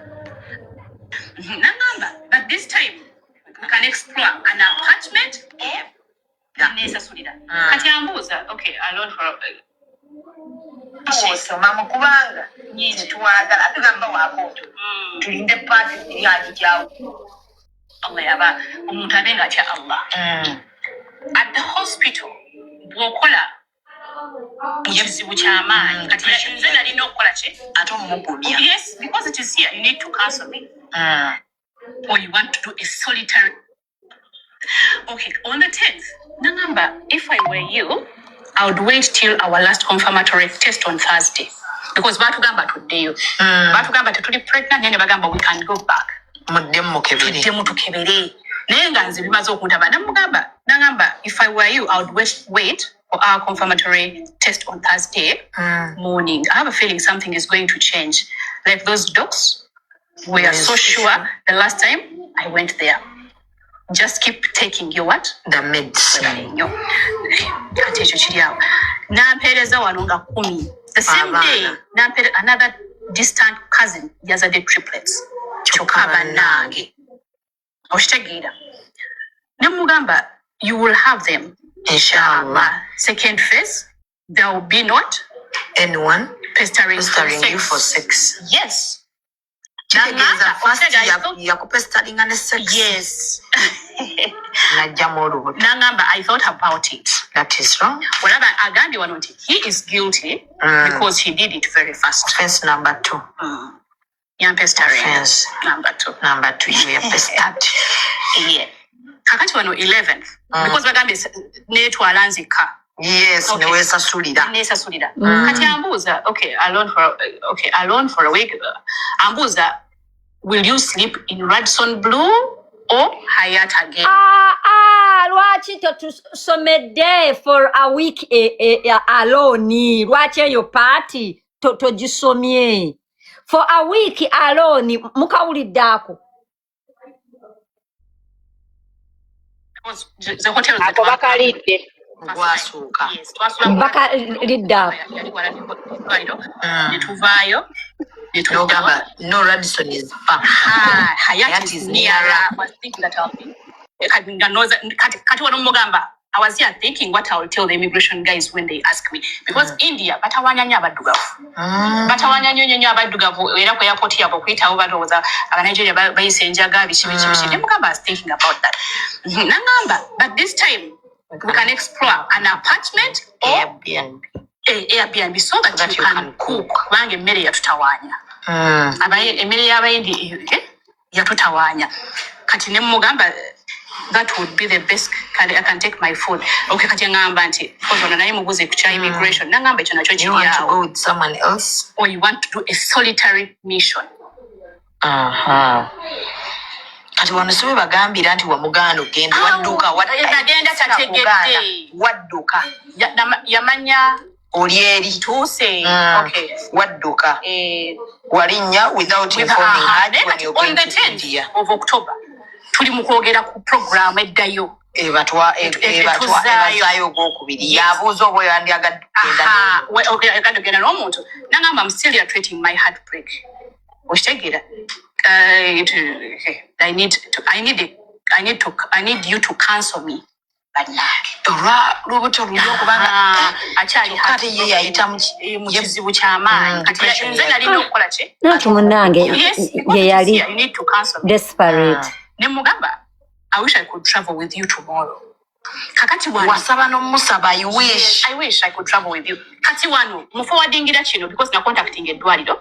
This is the Gaudium IVF. Kano anko ogenda keetaaga Shamim agenda kakuwa era ekipapula kiraga nti Shamim Hamza bampeereza eddagala lye nalina okutandikako nga nkyali Uganda so that by the time I go because now everything was olumubaza obbakubira nti bannange yeeganye nangamba oli serious kyoliko okyagala ne mugamba I want to make you happy. Okay guys ka mbuuze nga tetuneyongerayo tukyalimu okutobba ndowooza. Okay guys nina kye njagala okubuuza kwe kukebera olubuto gayina nkugamba sooka olindeko tukonfaminge results on Thursday era gwe ko contactingirawo eddwaliro oddeyo eddwaliro kwe kusindikirirawo empeke omire amangu ago ndoza bazisindika mu FedEx naku 2 oba 3 oba maybe DH nchero amangu ago gajiddewo era gwe kwe kubuukingirawo era oddeyo nga n'omusajja tomulinze. By the way, has she given us a reason why omusajja teyamuwerekerako kuddayo? Ate jjukira agambye nti omusajja n'amugamba wabula ky'oliko okyagala. Omusajja yamugamba ky'oliko okyagala. Era tubuulire eddagala eryo yalimirira bbanga ki? Wangi yenze abuuza nti era awo omusajja yamuwa nsonga ki of not going with her. She stopped the man because ye mwennyini yajja n'atugamba mbu omusajja baali tebamwetaaga mujjukire ekyo ekintu nga akyogera yagaa nti olwokuba baali bakisevinze yali teyeetaaga kuddayo gwakubiri because she did not want to go with the man kweyogeza I wish you were coming with me tomorrow ng'era abayaayi bwe babeera nabagambiddewo mbuno in that exact week maada yaddayo oba saakyogedde yes or no wakyogedde n'okitugamba era naye wano she's proving it tugende senga linda koko katono senga atulage ne message ze yayogera ne bali ab'eddwaliro mugamba nti sipamu gyeziri gundi eri wa conversation oba phone calls ezakakasa nti sipamu gyeziri jangu kuba birina okuba ku record either mu email oba nga yakuba essimu ate essimu ziri recorded we yali codingira ebyo byonna n'essimu z'eddwaliro ziri recorded nazo tuzaagala tugende mu maaso I wanted to make him happy because that's what he wanted. Omusajja ali desperate has not come with you. Omusajja ali desperate, he has not come with you. okwetika emigugu egitasobola naddamu n'agamba wabula ky'oliko okyagala wabula ky'oliko okyagala okawulidde okyagala kati I wanted to make him happy senga lindako senga waliwo wali wootatunnyonnyodde omusajja sipamu we baazikeberera wali nga nfu zaddamu nezirama kuba waliwo wali bagenda nyonyodeewo naye kubaawo nawo twetaagawo zaali nfu wali mu kusooka kati zaddamu nezirama nezibanga omusajja tebamukolangako kusidi eyo yalimba omuwala wano Hajja amunfunisa bannange eriyo wano omuwala gwe tusobola okukozesaako ntrayo Hajji namufunisa olubuto kati senga lwaki ogenda wala nga wendi wano senga nno toyagaliza zaina oli mukyala mufumbo senga omusajja ajja ku understandinga mu maaso kati wano omulaga kye baŋŋambye nti baweereza eddagala lyentandika eddagala biki process egende mu maaso we on the same date so the kyoliko nemugamba to make you happy okay kati aŋŋamba nali njagala ssente nali mu town nga nina byenkola but wasese want to run these errands the money okay, receive. Thank you, baby. Make sure you cover all aspects, including what? The medicine. Which medicine? The one they sent me. Thank you. Too much. By the way, tozingako. Okunnyonnyola kwange. I'm not saying that Hajji did not want the IVF. Nakyogeddeko. Bamisinze kye wategeezezza. No, I didn't say that. Era Hajji yali ayagala mukyala we amuzaalira abaana. Era n'akasente n'akateekamu. Tonna kigaanako. Era no kuddayo Hajji teyamugaana mbu nno taddayo. Kubanga era Hajji abaana yali abaagala. Tannagaanako. N'okubasembeza n'abasembeza naye ekyamuleetedde okuto. Tannagaanako. Era Hajji abaana be yali abaagala. Tugende ma. DNA yammalamu. Nakuli we twali kyekitundu ky'eddwaliro we twali. Manika atuwe ku balance. Manika yena nnyini ddwaliro atuwe ku balance. Okay, kati all this was jazz. Njagala kulaga abantu nti bagamba nti after the first procedure twayolwedde si bwe nagambye bannange nagambyeko mbuno after the first procedure bayawukana edda na kyogeddeko ate bayawukana batya nga Hajji nga madamu oyo olwadda bamukola emikolo bakola emikolo madamu nga amaze okufuna olubuto. I didn't say that. Second IVF madamu yalinnya n'agenda yagamba bbaawe mbuno agenze ng'omusajja si yaguze tiketi zino eddwaliro okumuweereza empeke ez'okumira bikimaama empeke zaali za $5,000,000 gwe bannange oba ba moderator liddawa njagala kublockinga wano embizzi bagiyita godi nagiblockinga mweri main account njirabye wano ali mu fake embaga teyo yabeera wati anti kati wuliriza tujja mpola mpola n'akubuuza ngozzeeyo nti kaakati sipamuzi zange bagenda zijjawa nga maze okutuukayo nga gyoddusa omugaye kati nze lindi tonagenda bannange temumpanda bigambo mu kamwa Hajati yamubuuza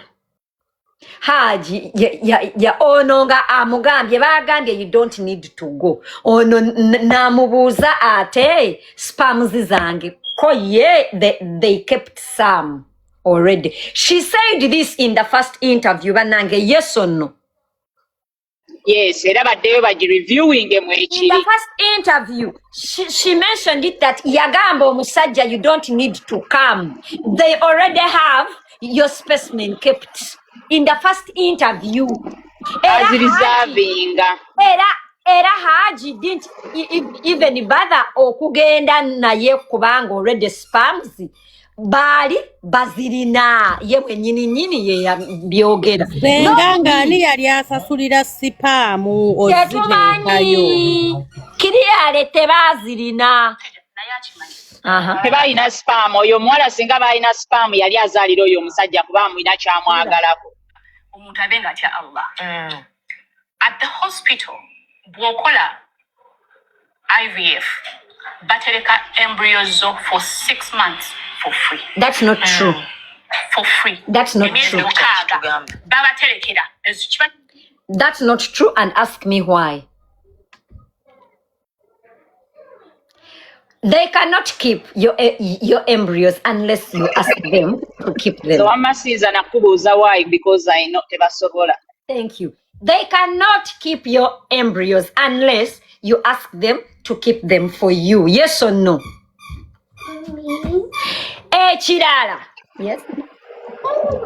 Olaba musaayi gwe bakubuuza nga bagukuggyeko ne bakugamba tusobola okuterekako gwe tuli batwetaaga okukola testi endala naye nga bakubuuza bubuuza. Chirala. IV tesobola kuterekera nkwaso z'okumala emyezi 6 for free. Wallahi, billahi, tallahi.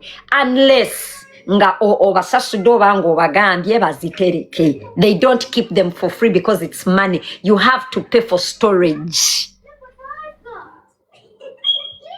Owulira ekisooka you have to pay okuterekera those spams.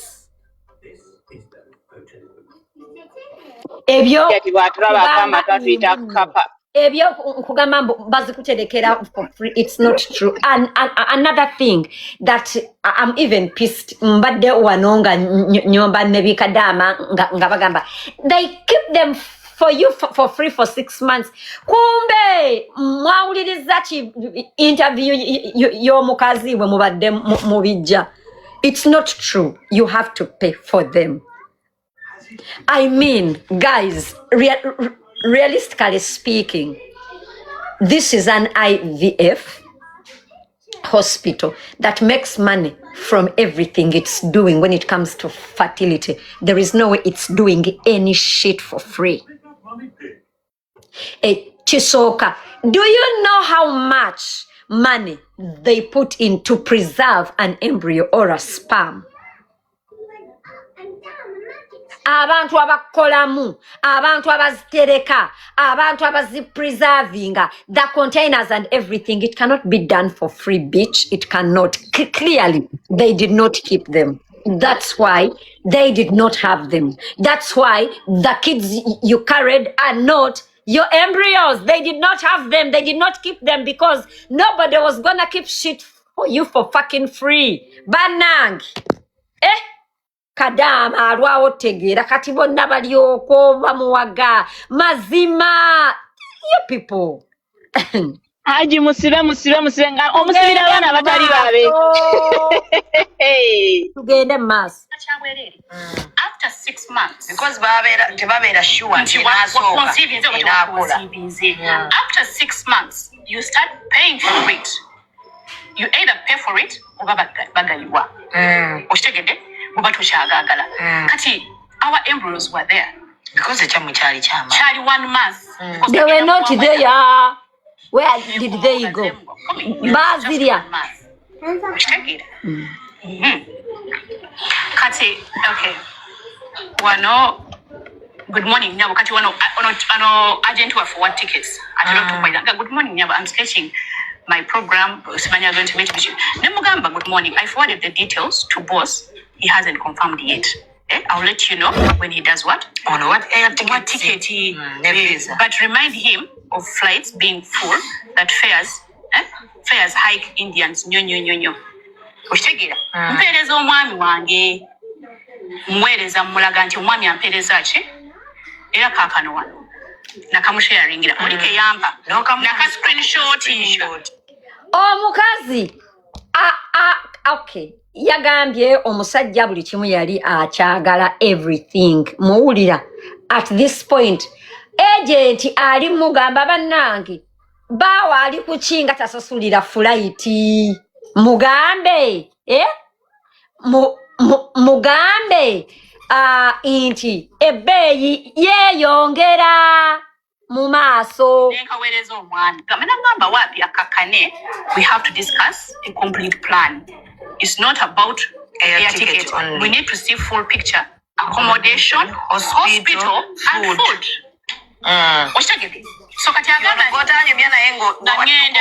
yes. That does not mean. Because yali agamba sente onaleke ku papa. Yasasula. Kuntegekera wengenda okusula. Ebyo yabyogera. Yabisasulira. Kakati ticket nampereza sente. I've received the money. Thank you, babe. Nemugamba, you're welcome. Namuweleza kananga magati very clear. Never ever sue the driver who crashed into you after a car accident. There's a better way to get compensated that's faster. Send the original PDF. So 18th you can katinga mukubo right. Nemugamba nga 18 ogenda kusula ewange because yeyitanga C1, C2, C3. Co-wife 1, co-wife 2. Wife 3. Go at C3. Nemugamba on the 18th. C3. You sleep at C3 so you can take her early to the airport. Tuwulira. Bintu byamwe byobujja nabyalimu amanya. Yes. Tuwulira. Kati yampereza sente nali mu salon. Nangamba, how did you buy the dollars ngoli mu salon? Nemugamba asked for the rate and gave him the equivalent in Uganda shillings. C1, C2, C3. Okay. Kati we India. I suspect you will need 14 days. Alert Sam. Sam is the agent. Mugambe nti ayongere mukoko ticket. Nemuganti actually I would have left. You would have left India after confirming the what? The pregnancy. The second pregnancy. But then what would you be doing there? Swallowing pills? Would you just be there swallowing pills until you confirm?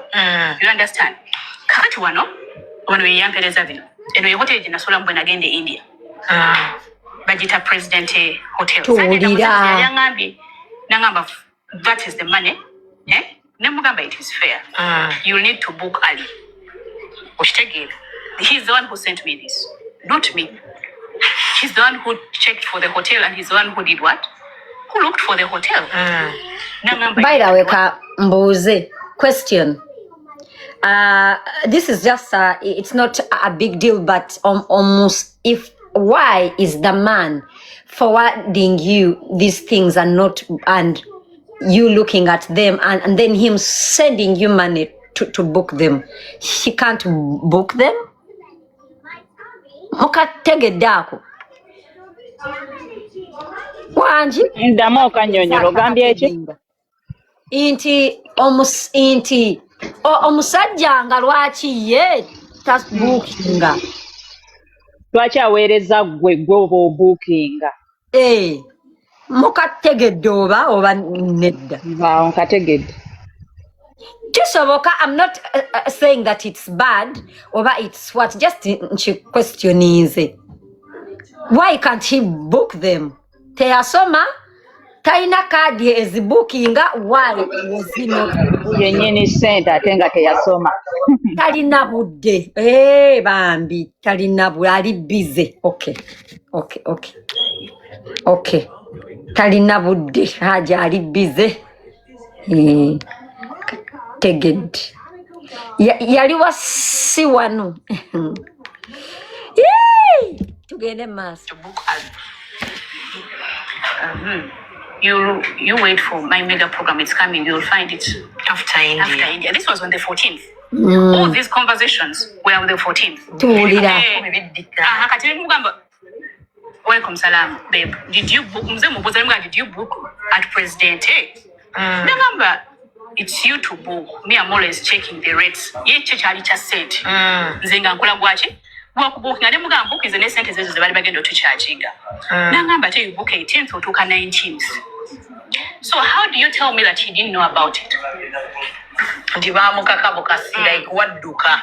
Tetunagamba ko kukaka. 14th rand percent is a ticket. Wawaganya. Extra what? 500k. From yesterday's for him. That was for the ticket that he gave to use for trip shopping of any essentials that you will need. Toza kuba nayo kotuka confirm ize nti omukulu tebamudduka kuba ali mu njogerezeganya. Kakati wano ye yakampereza wano ya contacting Edward himself. Can you please send me the contact of Dr. Priyanka? Dr. Priyanka is the doctor who was working on us. We did IVF, but it wasn't what? Successful. Ono hamu ya kampadikano. Sorry to hear that, sir. We are not allowed to share such information. I can get you connected to Dr. Mansi Sharma. And I'm okay, I have Dr. Mansi's contact. Thanks again. One kano a screenshot. Yeah, yogera nedwaliro akashi yaringira kibakozeche kibamugambi. Kati ngamba atya tinagenda simubulide because I don't have all that money.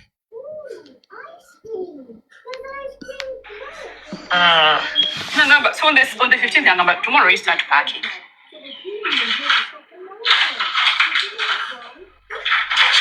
Start packing. This on the 19th. Akuwerekera eno ntebe ebifaananyi abamanyi entebe tugenda kuba ebifaananyi mulabo baddala baali ntebe bamutwala oba tebaali. The 19th he took me. Yes. Ntuuka ne mukubira nasangayo omwami ono sagala okwambi kumwogera amwagala nnyo ne mukubira kafaananyi ne mugaa nti nsanze mukwano gwo nangamba genda omubuuzeeko wano nga ndi nangamba because nagenda ne Ethiopian Airlines ntuuse Ethiopia. Nangamba, this is the exact address that I do what? I know. Tuli mu lugendo. Yes. Let me try. Okay, I'm here. Let me offload. I call it. Bali batambudde. Nga yalazeewo. Yali yagenda naawe. Because bali tebamwetaaga. Jukira embryos zaaliyo. Kizeemu tebamwetaaga. Ani yagambye? Dr. Senga sinnakyogerako kyebamugambye embryos tezaaliyo naye ne kirala sinnakyogerako bannange ekyo ekintu actually clearly embryos tezaaliyo kuba wazaala abaana abatali ba Hajji kale tezaaliyo bwe zibanga zaaliyo where are they? Tugende maaso. Zibanga tezaaliyo Shamim. Okay. Zibanga tezaaliyo. Let us assume tezaaliyo. Why would he take the responsibility of this pregnancy? Why would you put in money to take Mukyalawo. Mwali mwagala na love. The same reason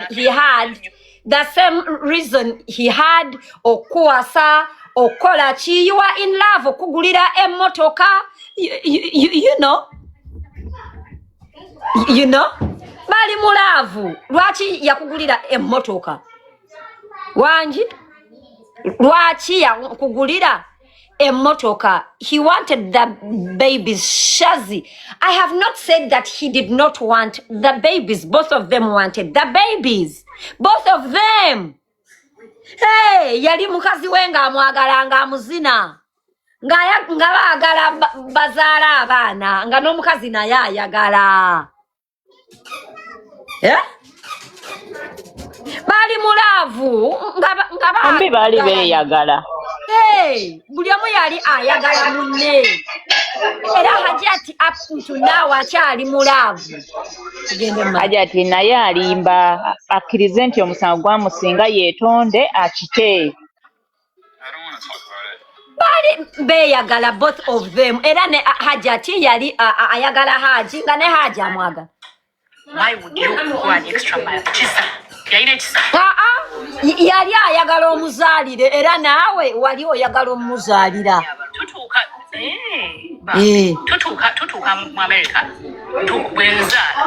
Bwe mmala okuzaala. To papa.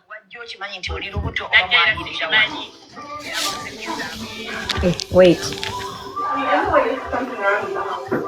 Bannange, wait. Tyra, mumpe ku speak eyo gundi eyogerera wansi ate katuni bibyoyo mubinjeewo bannange byantamye edda. Bombi baali baagala. By the way, Mauricio, there is nowhere I said that Hajji yali tayagala baana. Okujjako nga you guys have selective hearing and understanding. There is nowhere where I said baali mbu Hajji yali tayagala baana. Bombi baali baagala abaana. Specifically abalongo. Hajati yali ayagala muzaalira abalongo. Hajji idea ey'abalongo naye nemu exciting ng'omuntu. Tugende mu maaso. Ndeeko tuteekeko wano speaker. Bannange tubeere bakkakkamu. Mama, you need to be quiet.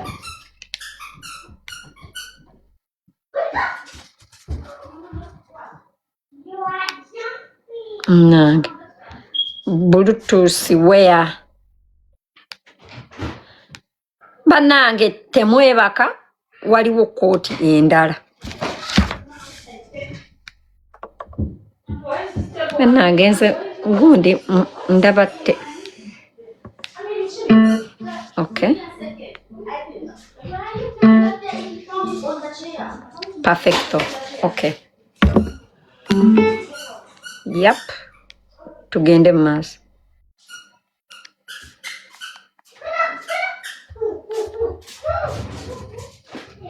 Because yagati zinendala zinzo tulira. Tugende kwebeneza. Ne mugenda kwebeneza.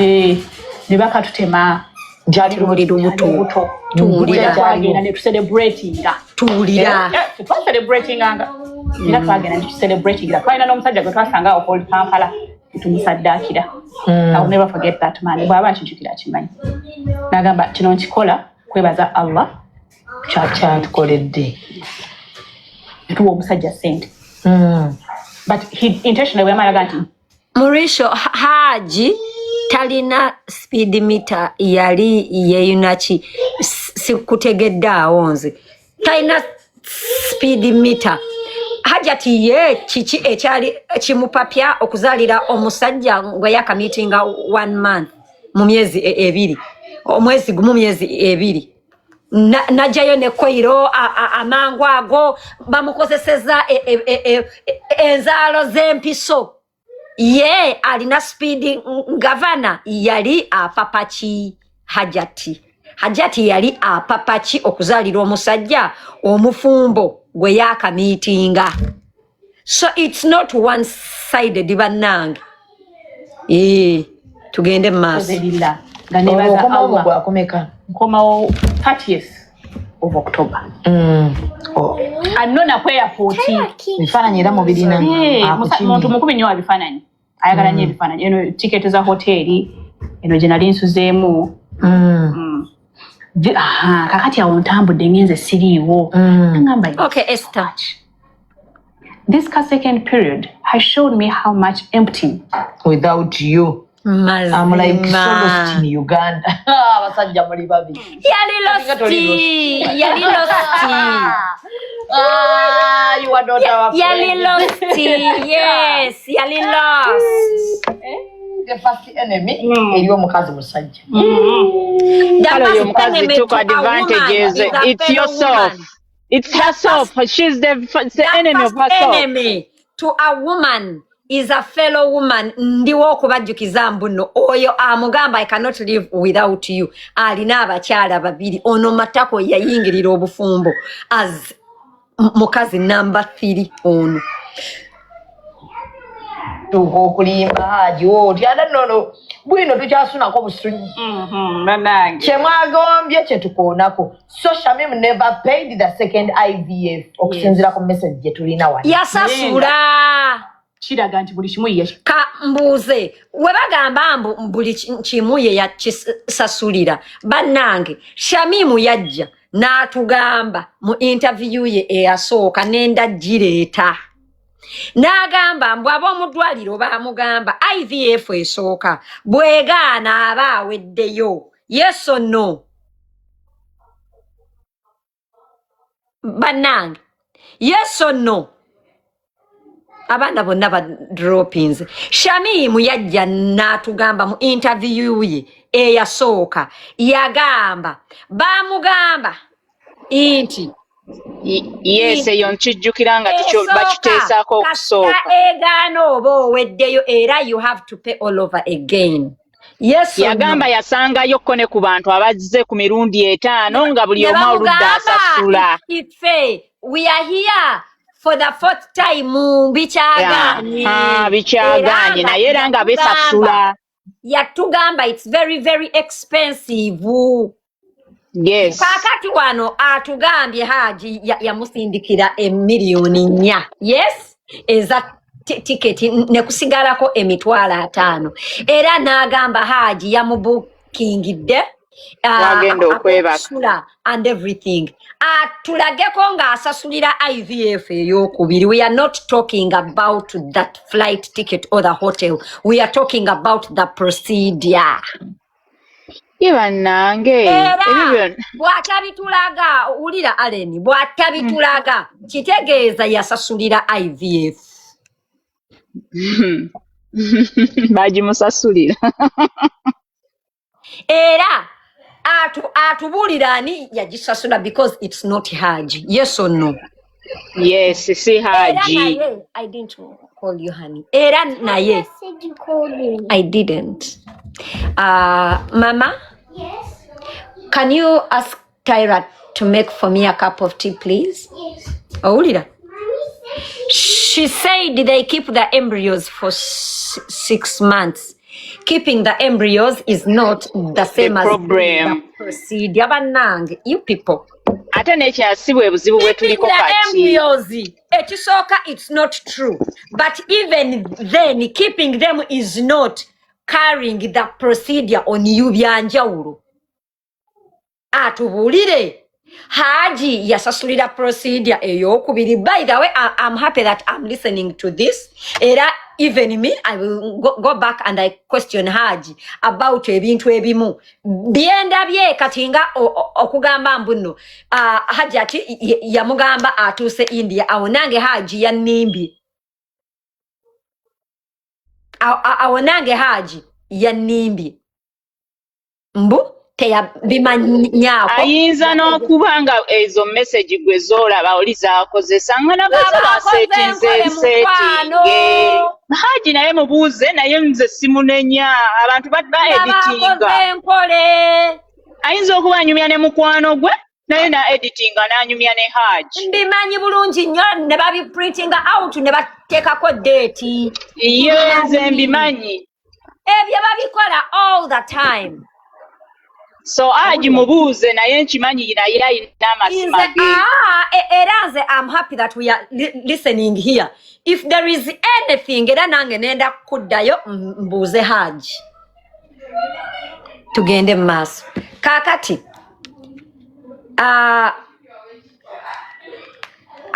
Ani yasasulira IVF.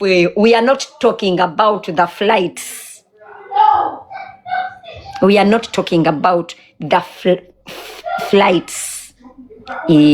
Tugende one. Akulaze wali. Yaonjala kumanya yali akulabiriranga ngani. I don't understand. Yali akulabiriranga ngani. Mudwaliro muwereze ebifu. Muchala weranga akwagala. Remember those are illusions. I'll be injecting myself daily for a week. Yes, injecting you. Amuza. Injecting yourself where? Nemugamba on the arm. Because I know zikubanga. Hajji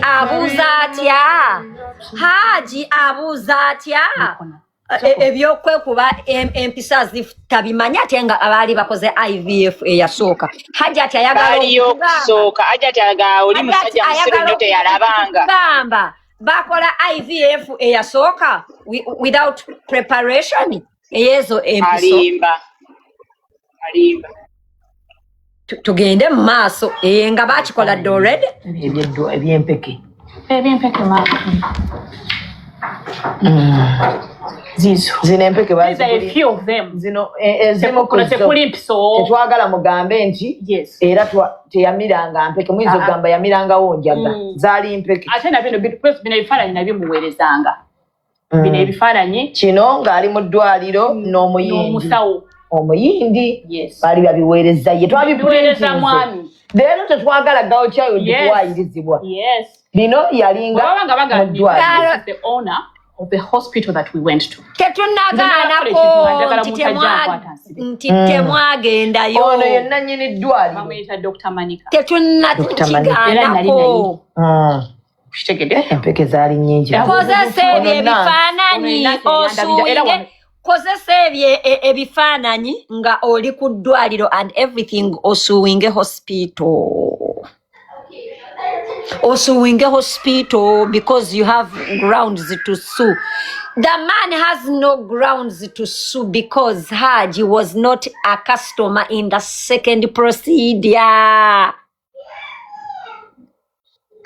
Tugende maaso. Yakimanyi wanaina akaba mu recovery nga baba kunteeka mu ne muweereza ne mugamu ne tuli wano n'omusawo. Ono yenna nsiraga ddamu olageko wali nannyini ddwaliro y'ono. She's called Dr. Manika. Mumugende mumugogolinge. Zino zempeke. Entono ku zo ze yalinga. Just kati ate no second over first simanyi na kumanya because zaali bbiri ne ziika. Chenjagala clarifying n'abantu. This document, this is the hospital IVF. Yes. Consent document gye baatuwa. It's a very big document, but eriko. Okay, if you want to capture this. So, eriko nze, Shamim, nani? Gali wangu Hamza. Webale nnyo. Mwabadde mwagala Bwino. Mujja kumufuna. Kyayagala kugamba nti tuli incompetent. Please note, that is in September. For the first one? Yeah. For the first IVF, that is the consent. Yeah. For the first IVF. Very big document, but he signed on each page.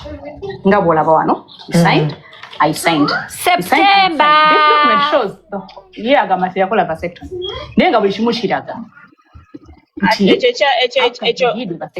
Ekyo nate njagala tukyogereko naye lwakuba kyayise. Bwe tuba tulimba gy'oli wadde. Ali waddembe okujja naye n'aleeta obujulizi. Naawe n'oleeta obujulizi.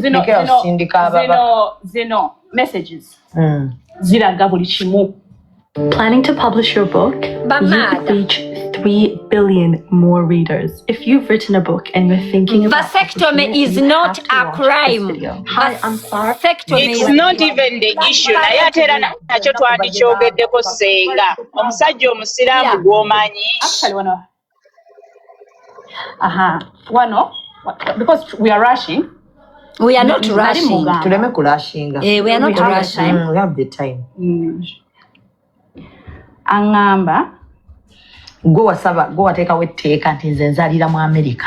ekyo nakyo bakiga nze nateekawo etteeka nze nzalira mu America n'ogamba ozalira mu America oyagala kuba wanjawulo njagala kuba naye nga lwaki abakyala bo bakakanya bowasiza already boyina baali bamutamajjuka wasaba jjukira ne bwe wagenda Uganda yali empty wasaba okuzaalira mu America njagala nkulage wano ku kyugi ate kibi ka mbuuze wazaalira mu America nga tokyagala yeah.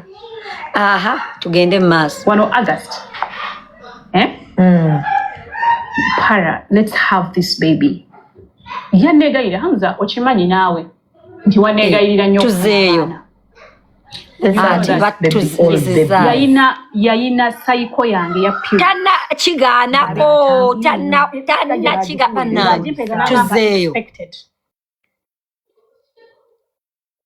tuzeeyo amazima waliwo empapula zange zengenda okukulaga biri mu ssimu njagala kukulaga ani yakola suggestion y'okukola ki y'okugenda mu America kyenjagala okukakasa abantu nti tewali gwe bawaayiriza wano obwo obudde tebwaliwo Hajji bino byonna gwobireesi kakati yayogeddeko ku kyessomero eyo mbadde yatujjayo naye tuba tusobola okugendayo tugendewo because tetugenda kufuna bintu nga byorganized naye yagambye bakolera bizinensi wazindaba ebbiri za poor management essomero kyenjagalira nalitunda walitunda ndi lubuto awo January ndi lubuto ndi essomero lyo baalikuwa essomero twalitandika babiri nga baliyita Shaham mugase n'amannya Shamim twali bulala Shamim Hamuza tuwulira mujoga kakati namugamba nti about Shaham yali yakingambako nemugamba about Shaham I'm suggesting we keep it and get a good headmistress to manage it. That time I will be away. Do you think we are late for registration with the authorities? Akugambya atya? I have already set up appointment with the lady this afternoon. She's called Nalubega Madina. Me, I'm set to give it away. We concentrate on the kids. No mubuuza, are you going to sell it to her? Nagamba tamuli. Reimbursements. You hadn't told me about it. First 2 terms rent, reimbursement, 3rd term equipment. Webale nnyo. Nimugamba yetundira essomero li. Bana, pause. Naze ne mbagamba I think it's in the first video or the second video, right? I said bakola essomero, madamu oyo bamuwa essomero. Madamu oyo ne bamukolera washing bay okwali ne restaurant. The other one was a real estate company. Owulira? Ne bagamba because of poor management they decided to sell the school. Did I say that or not? You did. Banange, did I say that or not? You did say that. Kakati muno bya yogedde agambye imbu about the school. I'm suggesting we don't sell it. Omusajja n'amugamba me I am set to give it away, like to sell it, meaning already there was a discussion okutunda essomero. Why was there a discussion okutunda essomero? Because essomero lyali libalemye, yes or no? Nga terikyakola nga litabusi ssente. Poor management. Yes. Kyenayogedde oba nedda? Kyewayogedde maama. Hey! Era ne balikwasa omukyala Madina.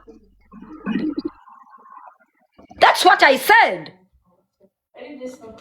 Bannange okwogera ennyo si kwe kuwangula. Temuddamu bintu bye nayogedde ate ne mwefuula mbu nno nabyogedde bulala. Essomero lyatundibwa because of poor management. Nga madamu ono ajjamu akasente imbunga agamba omusajja mbu nalina obuvunaanyizibwa obwabali abaana. Remember abaana baali baba abaana ate baba mutwala kati batube taata waabwe ayina ku ssente. Another thing, yes, I said it, Wama Princess, that's what I said, because of management omusajja namugamba, me I want us to concentrate on the kids. Kakati gwe oli lubuto lukuze mugenda kuzaala abaana already essomero likulemye nga tonnaba kuzaala. Tugende maaso. That's what I said. Temunteeka bigambo muki mukamwa. I know exactly what I said.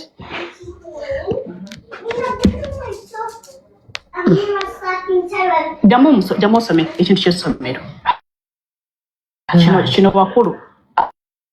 Doc Senga Sidi Wanji, my sister. Ebigambo ebyamugambiddwa nti ono yatunda essomero lye baamuwa. Shaham. Ne bajja wano omwami omukyalo ono Shamimi yaweereza message n'amugamba, babe, about Shaham, I'm suggesting we keep it and just get a good headmistress to manage it. That time I'll Chisoka, I want to ask her, why didn't she mention that in the first interview? Nga ayogera musajja nga bwe yamusuulira abaana tebalina na kyebalya. Ekya business ey'essomero yali yagibagambako. Yakibagambako. Yali teyayogera kigambo kyonna, yalaganga nti munaku nnyo bamuleka mikono myereere. Ndoza ne Shamimu yabadde shocked okufining out mbuno ono madamu bamukolera ama business.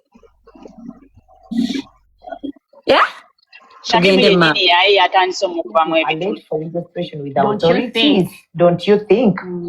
Omukulu n'agamba, I have already set up an appointment with the lady this afternoon. She's called Nabida Madina. Me, I'm set to give it away. We concentrate on the kids. Yeah. Is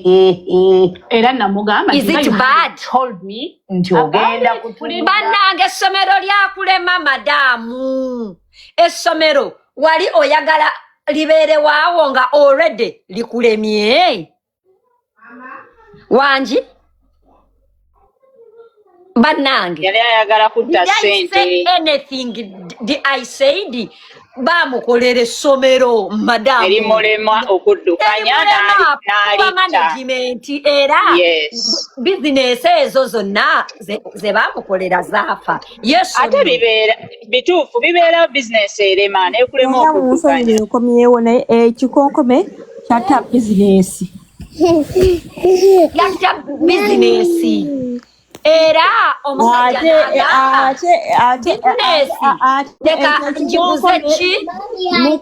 kikonkome kyennyini nze sisobola kumuweza kubanga ffe twalina omukazi eyaliya kumpi biliyoni nga 2 eza kitange. Nze sisobola kukyawolereza mukazi yenna ku nsi ya Mukama. Taatawo akyaliyo. Dadi wange jali mulamu naye ebirwadde bimutta okufa obufumbo. Yes, my dad is a Hajji naye. He's a Hajji. Mumpe. Biliyoni 2 mumpe naawe.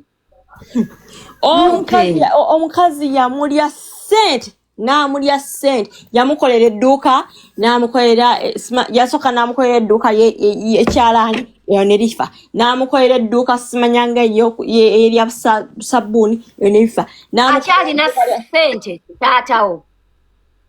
Allah yamusaasira akyazirina. Yes, alhamdulillah. Nkonekitengeko naawe.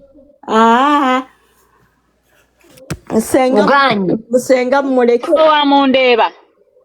Ate atange si wamundeeba, tatange wamu tatange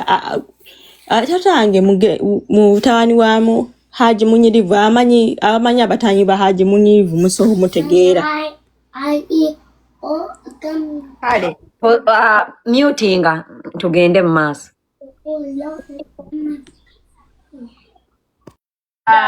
Namubuuza, are you going to sell it? Nangamba timely reimbursements. I never sold the school. Boya ngamba era namugamba nti I guess I will not go back.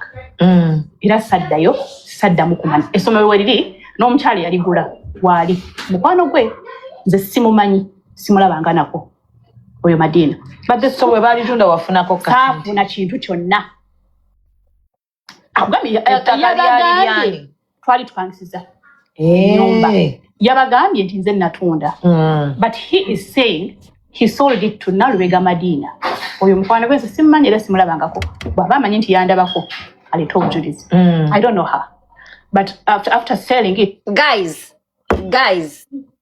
did I say that this woman sold the school? Nedda wagamba Hajji ne balitunda Hajji n'alitunda kuba business yali emulemye omukyala bamukolera business 3 nezifa due to poor management. That is what I said. I mentioned the school due to poor management and did I say that omukazi ono yatunda sente zirya? Nedda. Initially money that was coming out of the school, this madam was mismanaging it. Initially actually teri muntu atunda business evaamu sente. Essomero lyali ligudde ne balitunda era nga naye yali akimanyi. Wa conversation basooka gibeera nabo babiri nga bajoogerako. Ya Nayo kamugana nedda gwe concentrating ku baana kino kireke kiganye. Yes tugende maaso. I see the guy ku school page managing whatever beba manyi arrangement zaabwe. She changed the name to another school another name of the school Direka for private never ko so kakati business zine bbiri washing bay wajisula for poor management sijisula ngako era washing bay jeri but for clarity washing bay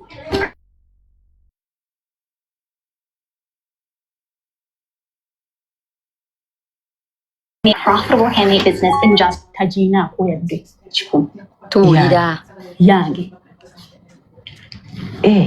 atali single mother atalina wadde olwabiri wadde single mother atalina wadde olwabiri atalina wadde emitwalo egigulira abaana birthday cake talina kyali ere ennaku emuli bubi ayina business eya washing bay naye Sani yali mukazi oyo era n'agamba abaana be tebalina wadde kaakulya owulira abasuula wabweru nnyo tugende mu maaso Hajina ako yadde kalanja ndoza ne wennapangisiza teyaliiwo yampa omwami oyo because nze pa credit where it is due omwami wo tagimanyiiko neweeri tamanyiiwo wadde akalandira omusajja eyakutaddemu ssente mugende muzaale n'abalongo n'akugulira emmotoka and everything he has no idea where your washing bay is tamanyiiko wadde akalandira tugende mu maaso yampa miliyoni emu n'ekitundu nga mugambye sina pampu nazo ngenda kuzikolaga nemugamba naye sente zimpeddeko I don't have a pump abaana bw'ozaala abaana mu America oluusi sometimes oyinza okufunayo kasente so that is the money that I got for the kids. Thank you.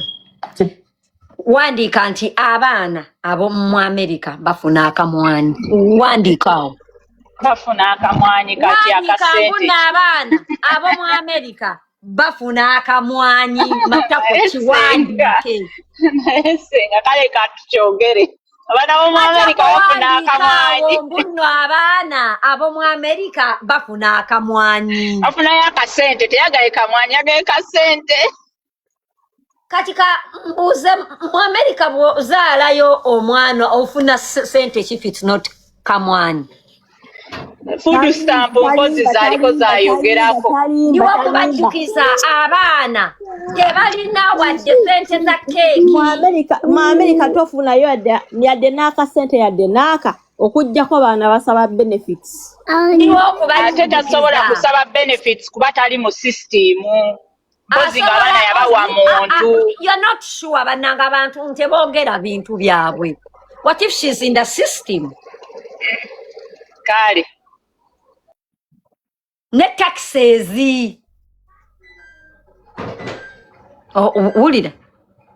Kitegeeza yabawa omuntu bali under someone. The tax credit. Yeah, banange bapeko ku gundi. Anyway, everything said and done. Abana be munange banaku tebalina chebalya tai. Bampeko ku remote eri. Nasabye ku nchai. Wampulidde oba nedda? I think you told Mama she didn't tell me because Mama How sure are you that I told Mama? Mama did because namuyisaawo nemugamba gamba Tyra antereko chai nangamba okay. But she didn't tell me though. I swear I couldn't watch her right now. Pop iPhone charger.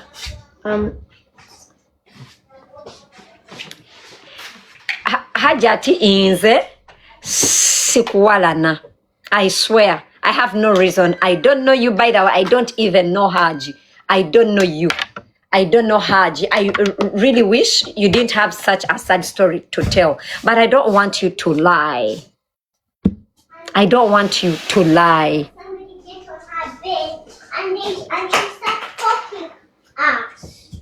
And she poked me. Lukumi mu bitano before birth, then 500 every month after birth for each kid. Okay. So lukumi. Lukumi. Yo batuyambeko naffe turegistaringe. No, but I'm assuming that lukumi is the million satu mu emitwalo nsanvu every month. Abana tebalina mmere wadde ekyokulya wadde cake. You haven't done anything. Owulidde wadde cake. Tulindeko essimu to be poor. Yiyi bannange. No, not to be poor. You have to be earning below a certain threshold. All of us know that. By the way, not everybody is entitled to that money. Where's the paper I need? Hold it. Thank you. Kyembadde neebuuza kuba nange mbadde ekintiisiza. Buli omu azifuna ddala. Not everybody. Nagamba wano abantu nti buli mwana we Canada afuna, we call it child tax benefit depending on your income. Oyinza n'okufuna olwataano eriyo abafuna olwataano eriyo abafuna olunaana. Okitegeera? Tugende mu maaso. Bannange gundi nga te connectinga. Tukyagende ddala but kambuuze ebyo byonna obusente bw'abaana lwaki byogeranga akaaba nti single mother bamuwa abaana abatali babe abaana tebalina wadde emmere lwaki ebyo nteyabinnyonnyola.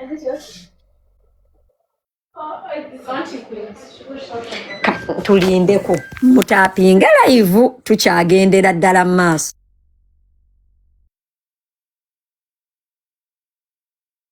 Bannange ab'omu America mutubuulireko ko awo omutwe ku magezi tufunye tutya ssente z'obwereere. Lwakirabika ffe twe tuli mu nsi ezo. Ate abantu abamu bawandiika ebintu nga bali confident. Bali confident. Nedda n'ekirala bali confident ne bye boogera tebabitegeera. Yes, ofuna benefits like food stamp, medical. You can get food stamps, you can get wheat, but there is nothing like free money. Mubakuweeyo ssente. Ssente bayinza ozikuwa depending oba kundowooza ku mulimu oba gw'okola oba simanyi nakumanya nze I'm looking a way of getting free money naye sikitegedde. Omanyi bwe bakyogera bwe bati abali e Uganda abatali mu system nga balowooza buli ali eyo naafuna za bwereere. Batulaba kubeera ku live balowooza tusinika mannyo. but gamba nakati ndi mukola lwakuba ntambula byange nti nina wendaga kulya naye nga ndi mukola. Just a free time. It's just a free time gyofunamu kati era it's my free day sikola ku Saturday naye nkola every single day of my life. Saturday resta kola kuba singina nani kusaba agenda kundabira bana.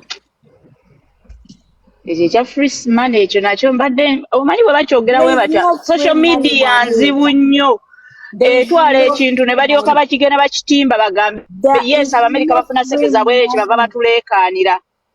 Abamu kuffe tetufuna nezo gundi olaba bawayiriza Senga asidde mbwasula mu homeless naye abaana abo balaba edduka yafuka di homeless mu homeless talina wasula bamanyiira chobola yabavuma n'abayita ebikonkome bamanyiira ayinza owulira akantu katidi nga kaluma bakawaddeyo obuwinga tekalina na makulu oli n'akatambuza.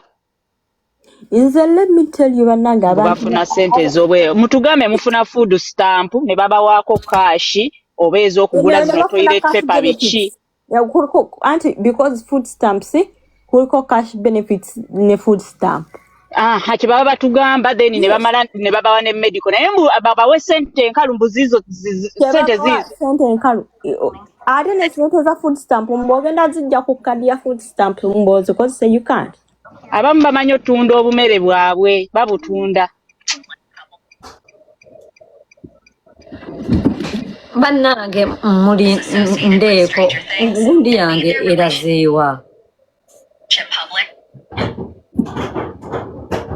Gundi yange erazeewa bannange.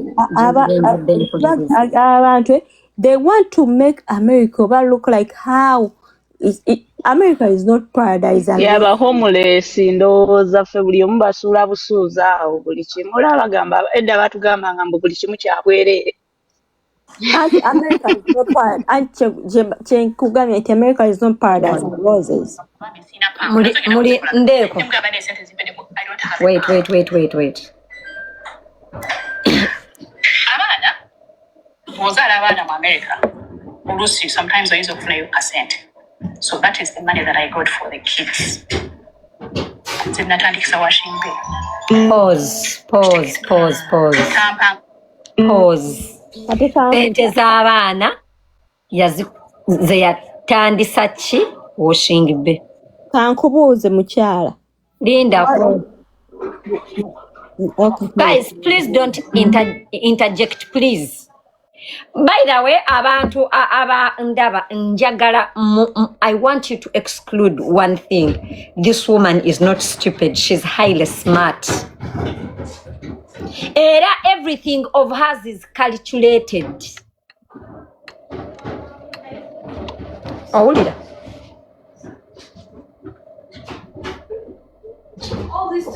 Tantandikiranga kuwashing. Sente ezatandika washing bay zali sente z'abaana zafuna muki benefit. This woman is not stupid. She knows what she's doing. Yantandikira washing bay oba sente nti yampa sente gwezi. He is lying. Nze nakugambye Shamim kyeyankwera ngenda kyogera. Business eyokusatu nti yankwera real estate. Yampa gisula for management. Ko njagala jaba buulire real estate business. Njagala jaba buulire Shamim because real estate is land. It's either land or mayumba. It's not an office. Yangamba tandika office it for real estate. And for office Kulubaga Road. Yes, I'm happy that she's acknowledging all that. She had not said it before. Tugende mass. Sala bakutaka lyengina kutunda. Watulanga butuzi mu office. Mpaka emyezi wejagwako yenasasula. Madam, according to Hajji, let me explain that. Hajji yagenda nagulawo real estate company. Hajji kwe yagula amataka 2 owulira n'ennyumba. If you remember mu demands ze mu divorce aina wagambira mbo Hajji yamugulira ennyumba n'agimujjako. Era waliwo wagambira abantu nti both of them bagula ploti bbiri. You remember that? Yes, ekyo tukijjukiranga. That was part of the real estate. Hajji, of course, inga omugezi bagula amataka and they resell. Oba kyebando something. Ono yagenda okurealizinga nti ono yagulanga bwatunda matako ye yali alowooza mbuno bamugulidde. Era n'ennyumba eno gyagamba imbu Hajji yagimuteekamu after na gimugjamu and he put it up for sale. That is under that real estate company. Owulidde ye mwennyini yagamba bagulanga amataka mumumbuuliza amataka ago bagagulanga kugateeka wa era yaliko yekka as a person. No.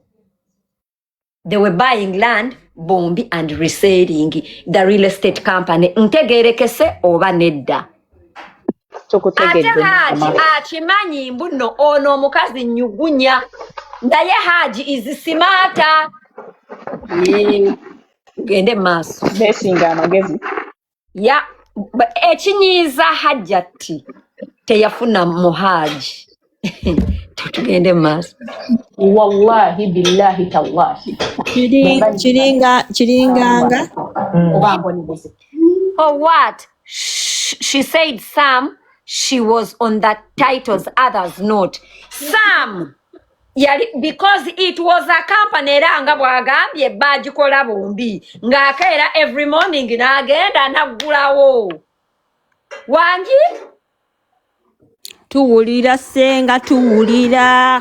Ate bagambye today she said she never saw any land purchase, but ate ye mwennyini yasooka ate yasoose n'abagamba bagulanga amataka bombi nga ne ku title kwali.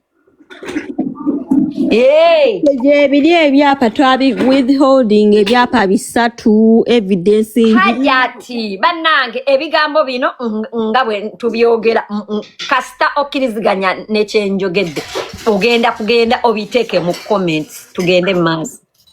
I prepared the office nenjiteekawo ku Lubaga Road nebeerawo for 6 months nejiggwako rent netuvaayo nga gamba kyolo nga ngamba Linda era tesamanya nti tutaka tulina kutunda lino era nga mugani mugamba nange we are paying rent and we're not getting anything out of it. Nangamba wait saalabako ku ttaka if he is bw'aba ngamba nti alina ettaka lyeyampa alireetayo tulage. Okay, pause. So ne real estate wali saagirabako. Okay, so buli kimu abadde akikola. Guys, I talked about businesses zisatu ezaagwa. Owulira? Okay, kambuze according to you. If you open up a company and you pay rent for 6 months, you sit in office every day and at the end of that day, you close it because it's not working. Totunzeyo wadde ettaka tolirabyeko. Business eba yagwa oba eba teyagwa. Answer me. Business eba yagwa oba eba teyagwa. Without profits. Business eba yagwa oba eba teyagwa. Eba yagwa. Kati awo nayogedde bulimba ki. I like that she acknowledges that bino ebintu byaliyo. Tikulimba. Byatasooka kugamba abantu. Bannange, yemmwe abantu abandabanga oli musajja. Can you continue doing businesses zotafunamu magoba? Wanji? Can you? Tugende mu maaso. Tugende mu maaso.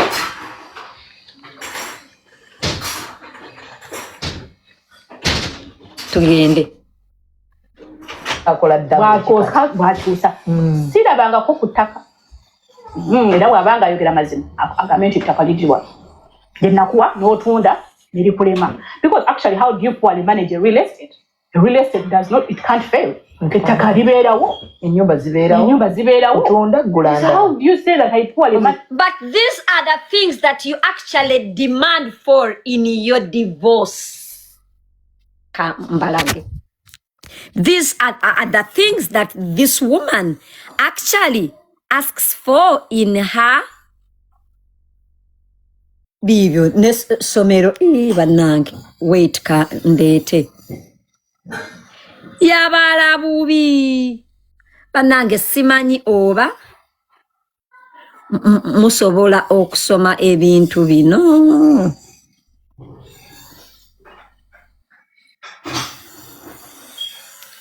Njagala mbaleetere ebintu nga yiyo. Demand notice 2 plots of land comprise bibyo bitu pa gundi of land. Mubiraba bannange, mubiraba ngende mu maaso. 2 pieces of land zali okusaba zizo. Essomero liiryo alisaba oba nedda? Awo yali asaba essomero, awo yali asaba ettaka. Lindako tugende mu maaso.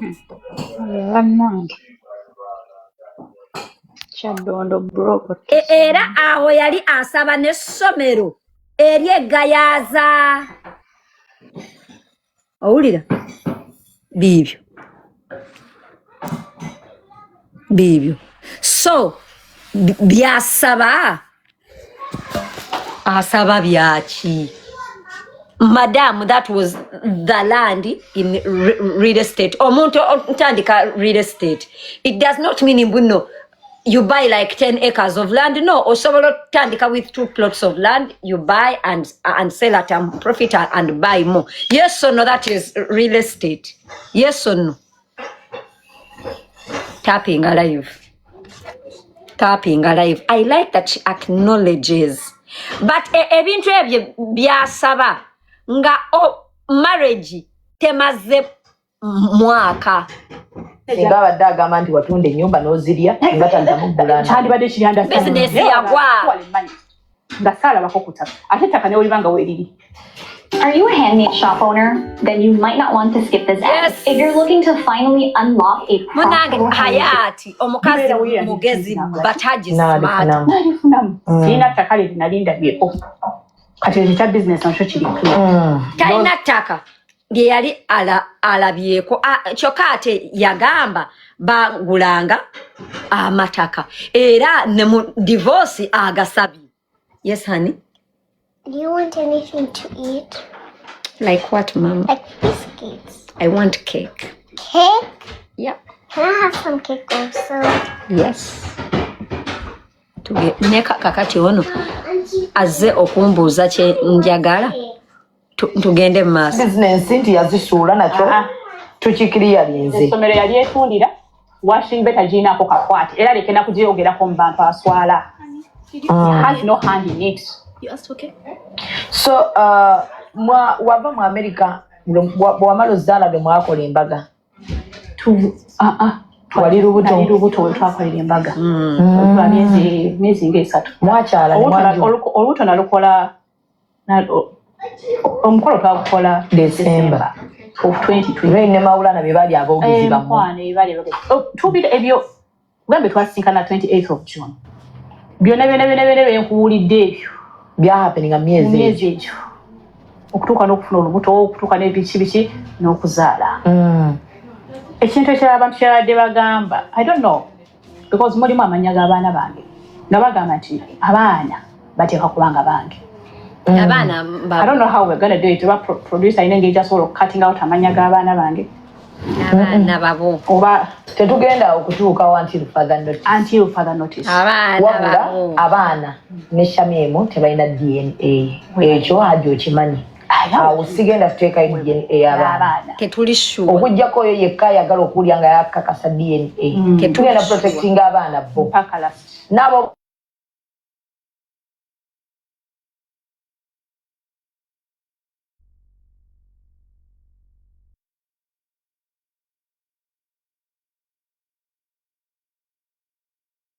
bonna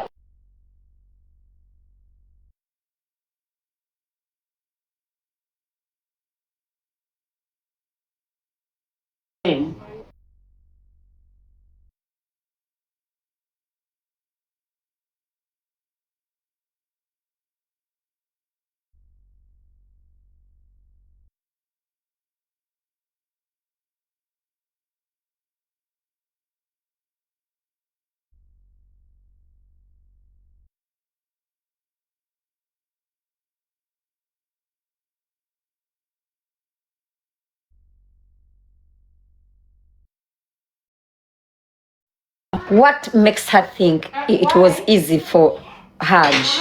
Queen is calling you.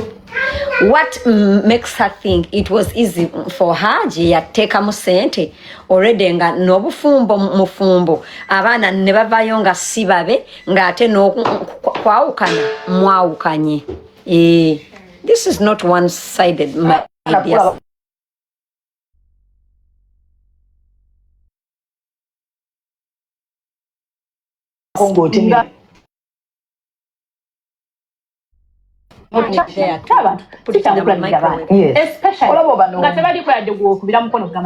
Ng'owali ogamba nti abataliiko nti taata ne bw'obayo taata waabwe n'abwegaana naye ng'omanyi nti gwe musaayi gwabwe. Abo abaana bange, they are my life. I have started receiving calls from Hamza's people. Funny calls though. So, in case anything happens to me, I want to tell you that you're going to be responsible. Because calls is funny. Yes, why did you do this? Please, please. Finally, Hajati agambye yajja mu mawulire yali ayagala obuyambi, not even financially. So I am asking, why did she come mu mawulire? Aka financially mu kawulidde. Please remember, luli yajja n'agamba abaana tebalina kye balya. Wadde owulira?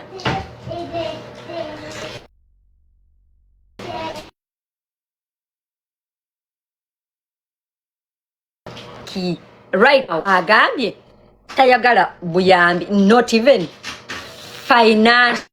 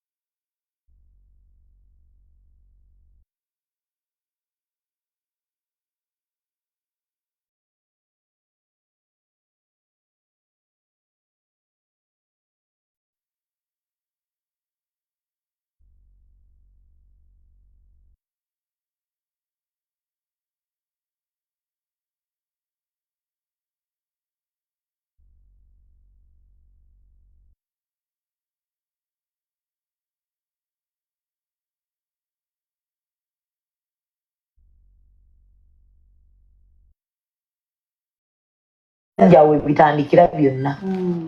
Ati kyembuuza. Kitegeeza ogenda okukomawo ng'omusajja already atandise okugira.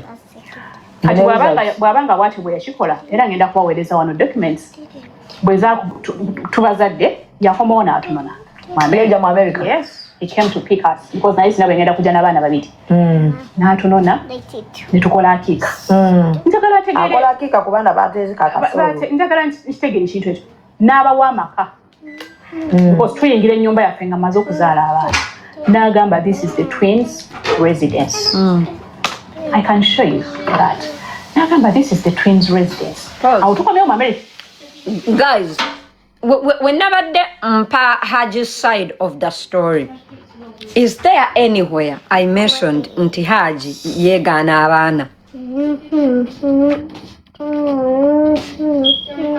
Is there where I want to wonder where I mentioned mbu Hajji yeegaana abaana be? Nedda. Era I mentioned nti Hajji yaweereza maama we ebifaananyi, maama we n'amugamba era naawe wali mweru nga oli bw'otyo. Bannange, is there anywhere where I said Hajji yeegaana abaana era yali ababuusabuusa? No. I mentioned later and after they had these issues of infidelity and the marriage had failed and they agreed into they separate amicably. Madam one agende mu America Hajji kumugamba since waliwo buno obutakanya katukole DNA era Hajat nakkiriza. Please remember at that time Hajji ayagala abaana be aba providing everything is okay. Gende maaso era okugenda mu America gundi eyaddako Hajat yesasulira tiketi y'olwongo obufumbo buganye nga abalaba nako ebifaananyi biri bye nalaba nga abalaba nako kati sikitegera lwaki yali akola ekyo. You can read. Always stay in sync with your business with the QuickBooks mobile app. Seamlessly track your spending and easily send in for people this. This is August of 2020. The twins' residence being remodified for their entry. Estimated entry date is 22nd September, just after their 3rd month, inshallah. Abana boteka kasa. Abana batali babo. Olimba Hajji agamba era I made it clear. Hajji abaana bano n'okutandika okulinnya okugenda mu America Hajji abaana be yali akimanyi baana be naye ng'obufumbo buganye. Owulira? Naye ono madamu ono nyini yajja natugamba mbuno abantu batandika okwogera ebigambo mbw abaana bammwe nga banjawulo, abaana bammwe nga tebabafaanana, abaana bammwe nga balabika bayindi. Ye mwenyini madamu kyogera mu eri interview eyasooka. So abantu nga bamaze okwogera ebyo ebintu byonna lwaki oblaminga Hajji mbuno at the back of his mind yalinayo reservations ze as a man. Ye banange deka kale okay abaana yali tabeeka kasa. Do you blame him? Mbu yali tabeeka kasa. Do you blame him? Mbu yali tabeeka kasa. Opuna. Ana. So kati mwawukana dini Hajji. Okwanja tufunamu misunderstandings. Nga abantu bonna. Nga obufumbo obubeera. Because that's not my... Waliwo wano abuuziza kakati how did Hajji accept the kids nga he didn't involve in the second IVF? Explanation please. I think on Zeret because the woman told him that they kept his specimen, his embryos. So in his mind, he still thought the wife is carrying his kids into. Webakola the first procedure, they kept some of the embryos over on tegedde Zeret.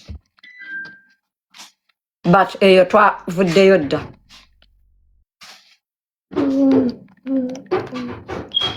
Be kind, but they are his still. They are not his. When you go get it, and one or two cow. One or two cow to jump cow. Family,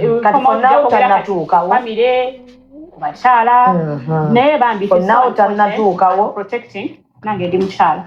I don't want to involve anyone. Yes, I don't have until further notice. I don't want to involve because I will just have a screenshot. Now what what type of man they are married to? Leader. Very hard. They can forget about Chala. Leader. Oh no, no, honey. I have tea.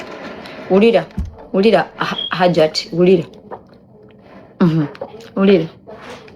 Blackmailing. Leader.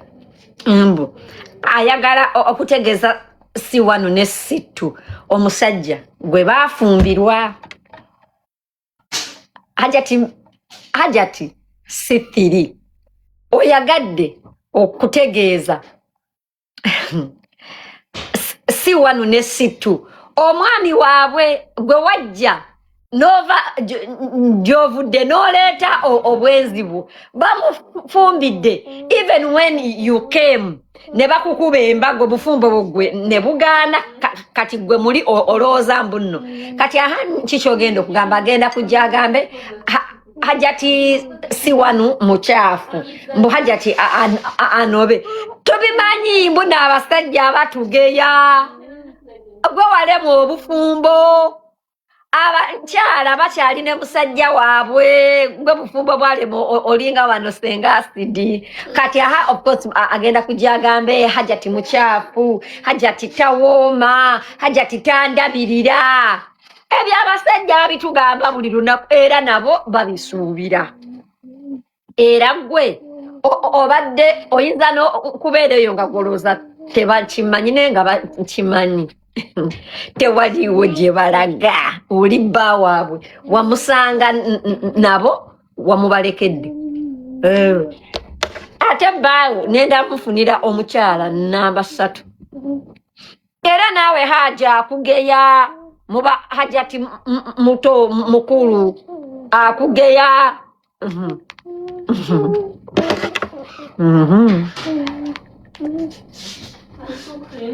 mugambe Hajji omusajja anyumyanyumya ku bakazi be taba mulungi kibi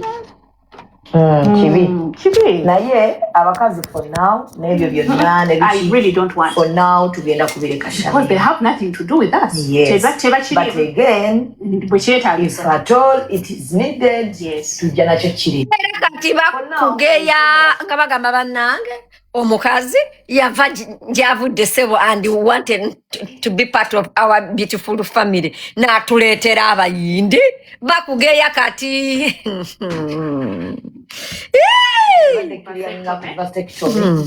wabula be kind. I even had a distant cousin that has triplets tugende maaso okirialingani yasasula biru ya IVF abaleetedde wamwe benyini mwe contradicting nga mwagambye yali housewife nga takola kati yali takola sente yazijjawa ezasasula IVF eyo mu basajja abalala 15 this time bwe nadde banjako 15 eyesasulira naye byonna byonna tubibalaze message tukiri alinza buli nnyo kujja vasectomy ng'omukulu yakola vasectomy n'akola ne reverse agenda ofuna ono nga yakola reverse ne bagenda ku fertility ne bakebera nga spams z'enfu nga tezisobola not a crime to do a vasectomy nga zirimu obuugi it's not a crime ne bakebera nga tezisobola kukola ne bakkiriziganya bonna ng'abaagalana n'agenda ku IVF ey'okubiri era bwe my sister Zubeda nsaba nkuwabulemu you sound very stupid when you say mbu baakebera omusajja spams ze nga tezinkola nga tazaala and they decided to do an IVF if amazzi g'omusajja bwe gaba nga tegakola nga tegazaala ne bwakola IVF tekula oba ntegedde so ekyo Zubeda okukiddamu mbu omusajja yali tazaala ne bakola IVF you sound my brother Zubeda you did not make sense in that statement nenga ndiwo okubajjukiza si wano alina abaana si 2 alina abaana si 3 yalemererwa okuzaala abaana be nga era amagi ge yazaaza sigage enkwaso sizize bannange kati awaani yalemererwa okuzaala si 3 oba Hajji kuba ye Hajji alina abaana yakomawo nga Hajji baakubanga ebifaananyi bya photoshoot pregnancy photoshoot bagikola Your talents never cease to amaze me. On Hallmark Plus, there's always a plus. Sithiri alina abayingi nga embryos tebazitereka ate n'omukima ku kisaawe amazima gali nti embryos tebazitereka bwe babeera nga bazitereka ziriwa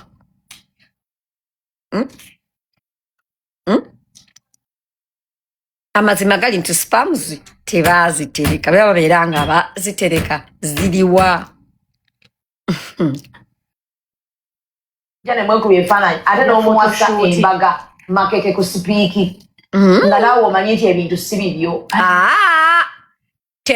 temunteeka bigambo mukamwa Hajji teyeegaanako baana Hajji ku second time agamba teyasayininga wantu wonna teyagenderako because omukyala yamugamba teyeetaaga kugenda already baatereka enkwaso ze era ze baakozesezza era yagenda okuresivinga mu mukyala we nga musanyufu nnyo nga amanyi baakozesezza enkwaso ze era omukyala ali lubuto tukyagendera ddala mu maaso temututeeka bigambo mukamwa temwekaza ate n'omutwala mu America azaalireyo embryos ze bataatereka njagala bino mu bikootinge mu bigambo by'aba Hajji bye baweereza Senga asidi bagambye embryo tebazitereka adduka bwe yali agenda Zubeda tonteeka bigambo mukamwa I said Hajji yagamba Hajat yamugamba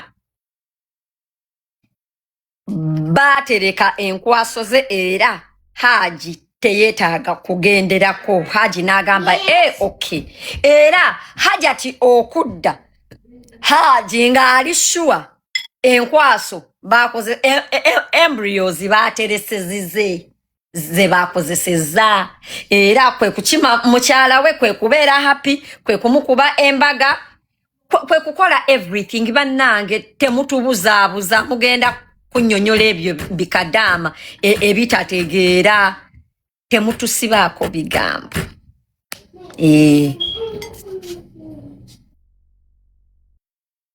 temutusibaako bigambo by the way emboozi eno tukyagendera ddala mu maaso nga Hajji nga ddayo e India era mutamu informinga nga ddayo e India naddayo n'akola IVF nga Hajji talina spams zaamuwadde naye n'akomawo ng'ali lubuto bonna ne Hajji yagenda okukola IVF ey'okubiri nga Hajji talina spams zaamuwadde naye nga madamu ono yamugambye mbu nno baatereka spams za Hajji bannange everything said and done omusango gwani anyuka babiri n'omuntu eyadduse gwe gwagaye nti yadduka njagala bwe tuba tulizoninge bulungi n'amaliriza n'akomawo n'okola photoshoot ne mukola embaga makeke nemugenda mu America n'azaalire n'olinnya n'ojja n'omukima n'omala abaana nga si babo ate n'obawa ennyumba n'omala okakasizza abaana si babo okay mbuuze tannakakasambw abaana si babe ekirala leka mbuuze Hajat okujjako nga weekaza Hajati okujjako ng'oli kagwa ensonyi abaana abo mazima wali obatunuulira nga gwe muli olaba baana bahamuza wangi Hajat okujjako abakazi okwekaza wali otunuulira omukyalo oyo mazima omwami oyo nga mazima abaana abo olaba babe tubuulire wangi tugende mu maaso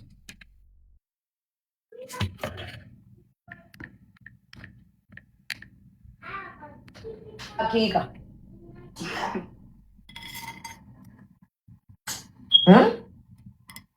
gwe atakolangako atakolangako vasectomy reverse wali ogenze kukola yaki lubaga bwebe eyagala esobola tusuwinga ejje vasectomy is not a crime oshegedde kyesaagala bantu mulowooze omuntu okuba ne tax visa nange nina tax visa ebeera. What is it? What's wrong with it? Kubana odaga anja kubagamba lwaki abena ne tax visa. No. Nange embeera ne tax visas. Kubasha mimo oli musubuzi. Visa yasooka. Nagenda for about 5 days. Kolat. By the way, Kolat. Yes. Nali ntambudde Shenge nyagenda okumitinga nali mbayita lina kugezi. Ng'okolayo ki? Wali okolayo ki? Tuwulira. Okolanga bwe yanfuna nali nakabayita nga tulendeke Dubai for vacation. Tuwulira. Ategeddewo bizo. Yes, ebyokutambula byenkolera my travel history. Atalina sente. So waliwo ekintu kyakuba yakolako Metropolitan Forex teri atakolangako okujjako nga omumunenya okuba nti yakolako. Bayindi. Bayindi. Bayindi. 24 standard. Banange agambye yafunako Turkish visa. Yali agenze kukola yochi. Doesn't that add to what I said inti she already had a visa but the man did not have a visa? But then she lied that yasaba visa yene Hajji yene bamuwa Hajji ne batamuwa tekisoboka tekijja kusoboka Hajat tekijja kusoboka. I think so. Ndowooza abantu bakola mu bayindi kati kyebadde baagala okugatta. Okukyakosegala okukliyaringa ekyokuba nti naye ndo basaayenda si kikulu. The fact because singa nayenda abaana bandibadde bange bandibadde ba mugatta DNA abaana baabo Hajati kati ekyo twakire tetugenda kunnyonnyola kubantu ndabira ddala nga tuyamba malira Metropolitan ate ndiwo kubajjukiza because bwe tubanga ndiwo kubajjukiza omukazi eyatambula edda ebintu bya vacation bibye Hajji we yamusinkanira yali yakave Italy nebe kubakawe Dubai yuye Turkey yuye twan abaana be tebalina wadde sente za keki tebali ba Hajji hamuzi then bandibadde boozi. Thank you. Nga nayenda bandibadde babi. So ekyali kyatuleetaano mu ntandikwa kulaga engeri IVF gyesobola okugenda. Kimwayogerako waaki Shamimu. Ndibinyinyo byosobola okubeera n'osuubira ne bitajja. Naye Shamimu kye kyali kyatuleeta. Omuntu ali yakoze IVF. Hajji mwayogerako waaki n'abavaako n'atabalabirira n'akuwa divorce manya mu email wayogerako waaki. Naye Senga, how can a woman kwenda and get different children? Mukwano, the kids are not different. Abaana babe. There is only one way to find out. Hajat yakirize kata ali mu Uganda ne Hajji ali mu Uganda n'abaana bali mu Uganda tukwata abaana tubatwale babakebere ne Hajat. Ekyo nakyo tukimanye bwe tunaamala okukimanya tuyambeko Hajat nga nange muntwalidde tusuwinge hospital tufune sente. Hajati nkusaba okkirize tuteekemu sente bannange IVF ya sente mmeka? IVF bannange ya sente mmeka? Hajati tusaba okkirize not IVF, DNA ya sente mmeka? Wali kugundi wali kuwa webajirako omwana wa Bad Bulaka uwa ya mmeka? Akkirize era ne Hajji ali era even Hajji I'm sure atasobola kugaana but we can only do that. Hajati ajje bamujeko samples. Owulira nga waliwo lawyer wa Hajji nga waliwo lawyer wa Hajat. Owulidde lawyer wa Hajji lawyer wa Hajat babajeko samples tukole a DNA because deep down in me I'm sorry but I really think and really feel abaana bano baana ba Hajat kubanga n'omufaanana bamufaanana.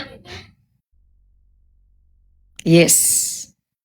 Bannange Hajati tuli wiringi okusasulira abaana gamazima gali nti abaana bakufaanana. Wadde okufaanana si Luganda but ebintu by'okufaanana ebyo bye bya making Hajji okulabirira abaana okumala omwaka nga bamugamba tofaayo abaana just beeru bajja kuddugala. Hajati, that is the only way. But me, I have a feeling, what if they are not her kids? Will you apologize? Excuse me, bitch, why would I apologize? I am saying part of me believes that those are her kids. Already. If they are not her kids, why doesn't she sue the hospital, by the way? That is the elephant in the room. Why doesn't she sue the hospital? I cannot apologize. Why would I apologize? Huh? We shall name and kambuze bebe nabyenanga bigenze mu maaso. Lwaki ono omukazi tatugamba ddwaliro, lwaki omukazi bannange tannasuwinga hospital? Amaanyi gano gamalidde ku Hajji atamuzaalamu nga naye akimanya abaana Hajji si abazaala. Lwaki? Takola ki? Kadaama wano wava wakulemye. Thank you. Kadaama bino tajja kubitegeera. Kadaama mugambe agende yeebake. Who is the father of those Indian babies? Yaneemize amalwaliro gonna but not the name of the hospital. Bannange yenze abuuza lwaki tasuwinga ddwaliro. Actually, Hajati, I'm sorry to tell you, kubanga wakolerako mu bayindi ate baawo nakulabamu embaliga n'obukumpanya n'obulimba. That's why yeekengera abaana.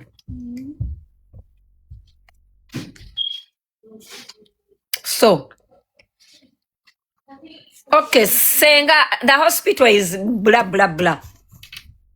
I don't need the hospital. Let Hajati sue the hospital. Fane wa Senga tetuba na budde obwo bukebera malwaliro.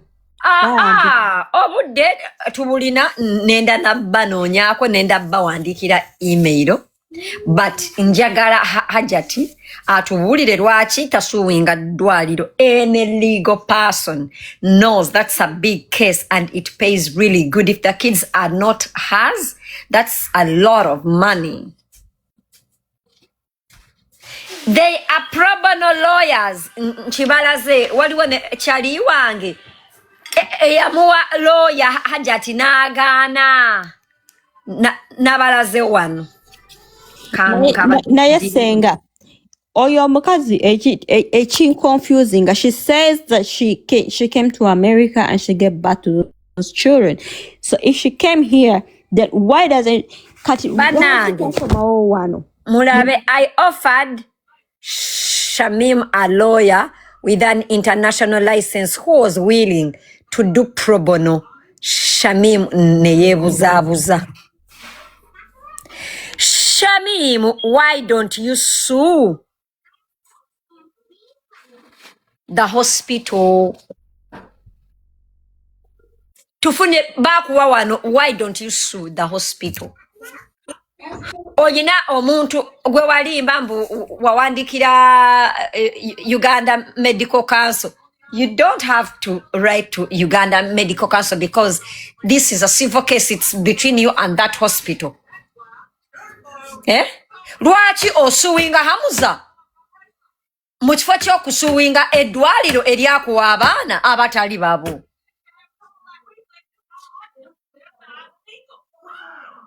Tukusaba okkirize, we do a DNA ensi yonna yonna ekkakase. Owulira? After that, Abannayuganda twesitule tusuwinge hospital. Lwaki oyagala okusuwinga omusajja atazaala baana ata sayininga nga baba kuteekamu and they are not his biologically, but you're insisting on suing him and taking property from him when you can sue the hospital that took your money, caused your marriage to you lost your marriage, it distressed you. Why don't you sue the hospital? Why don't your lawyers that you have that summoned Mr. Who? Mr. Hamuza Galiwangu. Why don't those exact lawyers, I mean Kabega advocates, why don't those exact lawyers please send or issue an intention to sue or a demand to that exact hospital, because they sure can. Why? To them. Uganda yonna egenda kusituka nga nange ntwalidde. Owulidde? Compensation damages, it caused you a lot of money, a lot of distress, it made you to lose your marriage, a lot of things. That is a hell lot of money, girl. You're sitting on money. Omusajja gwe weesibyeko atalina sente nga bw'ogamba atazaala baana, lwaki ye gwe weesibyeko?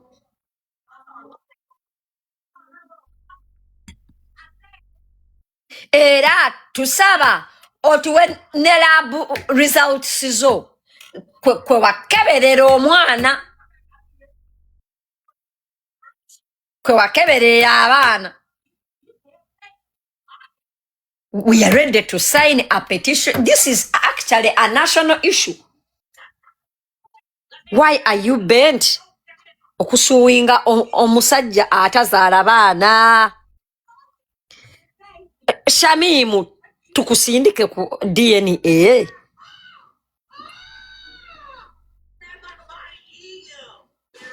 Oba osobola okusaba hospital because they still have your samples. I guess because this is not so long ago, or the medical records. Medical edwaliro eryo liyinza okusindikira bbaawo Hamuza oba kale lawyer wa Hamuza.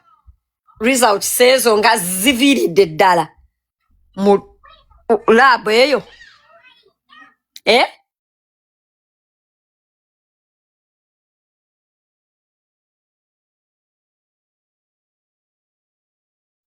Eh? Eh? Eh? Eh?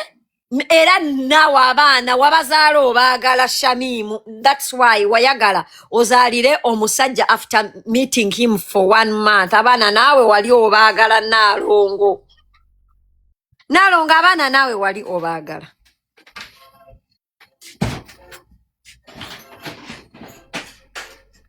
You heard her say she's appealing to whoever can sue. She's currently dating an MP who is also a lawyer, a Muslim MP lawyer that knows amateeka. Lwaki tamuyamba? Lwaki the same lawyers that she used, I think Nabalaze one. Why doesn't she use the same lawyers? Wait, that's the marriage certificate. Wait.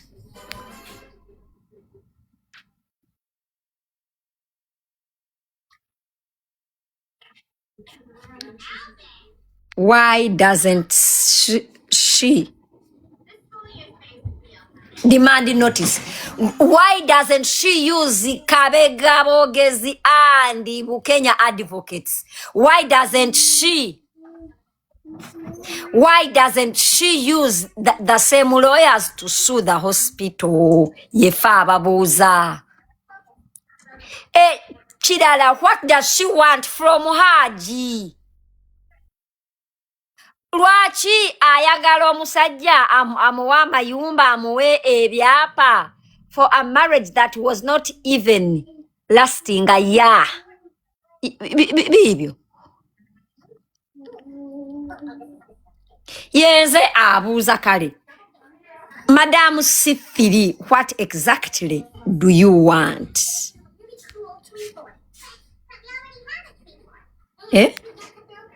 Results zizo. Your birth certificate yiyo. Hajat, tubuulire oyagala ki eyo Turkish Airlines era Hajji yuyo yali akomawo ndako wano awo ng'avutwalayo abaana yuyo yali akomawo yuyo yenze abuuza Hajat oyagala ki musajja lwaki oyagala ebintu by'omusajja nga n'abaana si ba musajja wangi kirala lwaki wajja no suwinga Hajji demand notice biki eby'ebintu lwaki mukwano tewabigamba bannayuganda initially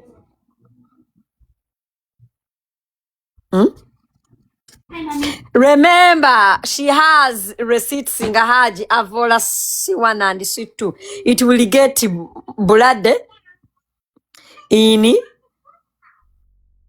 part 3. Mukwano, Hajji, teri kigambo kyogenda kugamba C1 and C2. Kigenda bacha ya Hajji. Tekisoboka.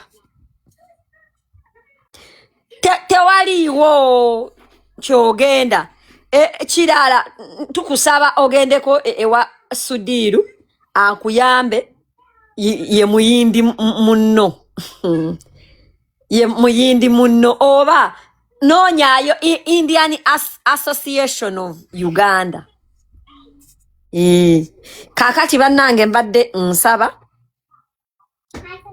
kese eno tugiteeke kojja waaba taata w'abaana bo tuteekeko ako pause kese eno leka tumulinde ajje tuddemu but nze nga nze bannange abantu abandaba waliyo kyemwagala mbuuze Hajji kirala lwaki agamba abantu anyway amaze tugamba yes mwavu pozi kiki ekyamuleeta mu mawulire raising awareness ya IVF. That's not news, ladies and gentlemen. If you go back on my TikTok, I did a video a few months back. I think that was I did a video a few months back where I was telling Ugandans please check abana bebabazaala mu IVF. Did I make that video or not? Nemuvuma. Did I make that video where I was saying one doctor of neogenesis yazina client namufunisa olubuto era it caused her to lose her marriage? Did I say it or not? Era after losing her marriage omusajja oyo ate ne yeegaana omwana era ne ngamba abantu mu making sure abaana bamwe aba IVF mubakebere DNA kasodde gwe olowooza taata lubuto ono yategeera atya mbu nno olwo lubuto nanyini wa neogenesis rather nti omwana oyo siwe najja ne mbagamba. I came and I told you people, please go and look for that gundi. Mama, ask Auntie Queen to help me with her phone. I want to show people. I came and I talked about it. Nemuvuma, Nemugamba, I have been paid to trash talk the hospital. I said it. Did I say it or not? Banange okuva no lwalero, please call me Prophet Senga CD. Mumpite Propheti. Yeah? He's coming. Banange okuva no lwalero njagala mumpite nabbi Senga acid nga sinnawulira wadde ebigambo bya Hajji najja nenkubamu emboozi ya Hajat ebituli before I even had anything from Hajji. Era ne mbagamba chances are madam ono yagula spams clearly she did. But before even all this, najja ne mbagamba IVF hospitals in Kampala.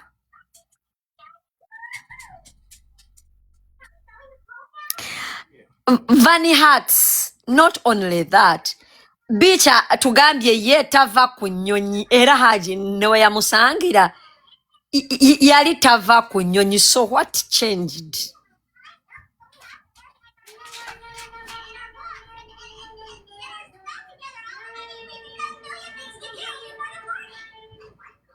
Hajat did not know that it was gonna turn into a big issue. Hajat did not think that Hajji is gonna come out and give his side of the story. That's why I went bagamba Hajji nawe nonyayo YouTuber aku interviewing ye by the way dekambuze Hajji lwaki Zubeda lwaki toita Hajji naye ofune his side of the story. Zubeda bw'obeera ngo ogoberera amazima lwaki tonsaba namba ya Hajji omukubire ofune his side of the story. And why are people blaming Hajji? By the way, Hajji yasabye sente ze yakozesa okuwasa Shamimu era n'amugamba ayagala amusasule sente ezalabirira abaana abo nga tannamanya mbwe abaana si babe. Mukalabyako, yes, Zubeda is the problem. Ham, by the way, Ham yanguwa ensonga eno njimaliriza waliwo ensonga endala ez'okwongerako. Zubeda lwaki to interviewing why didn't you seek Hajji's side of the story before you hosted this woman? Nayogerera omusajja nga bwe yamwabandoninga nga bwe yamugamba bakole IVF namwabandoninga namukyayira ku ssimu namwesamba abaana be abantu bonna bwe tugamba ne bannanga abasajja babi. That's what everyone was saying. Bannanga abasajja babi kale raba omusajja bwakuleka mu kintu. That was not fair. Hold it.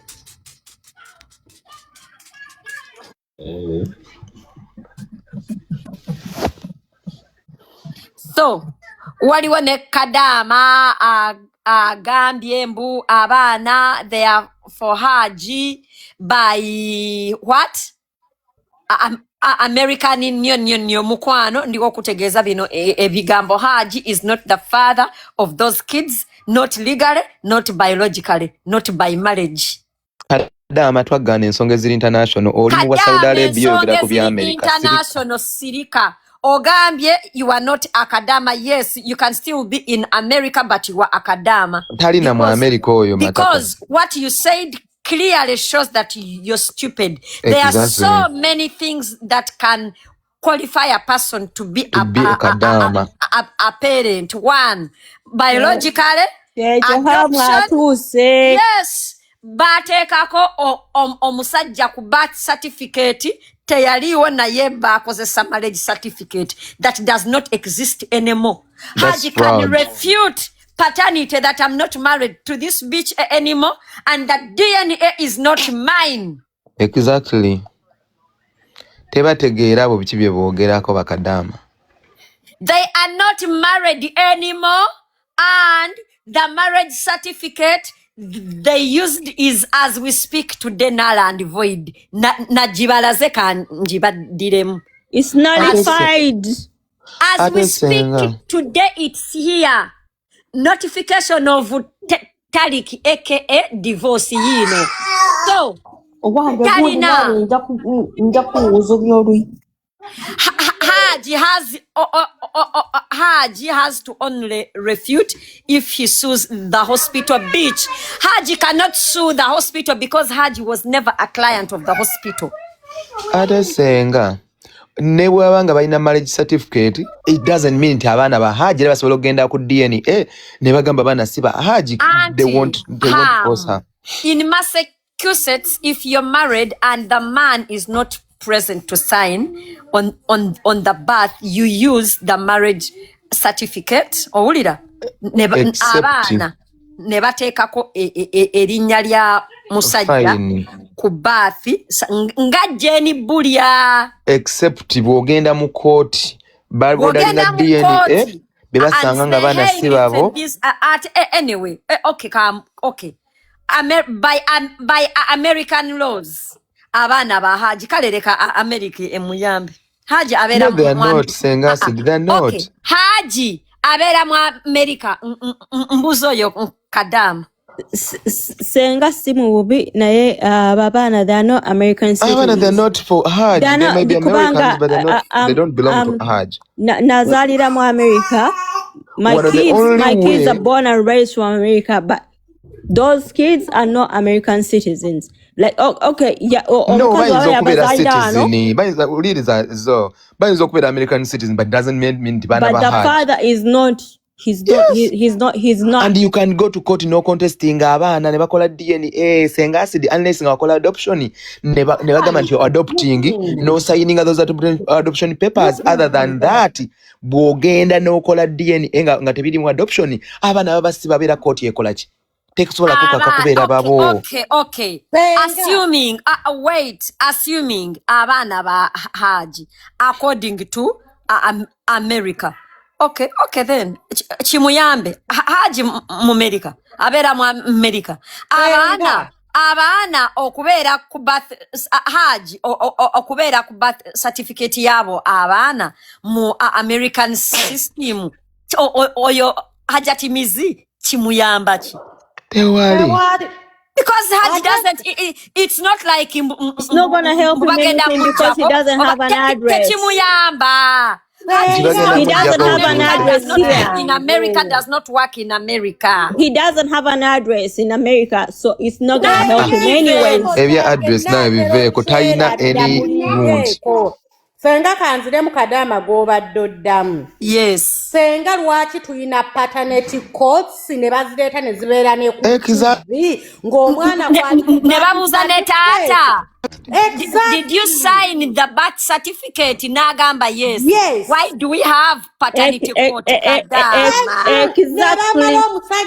Zino ensonga bakadama tebasobola kuzitegeera baveewo bakadama. Support omusajja abaagivaako beeyanze.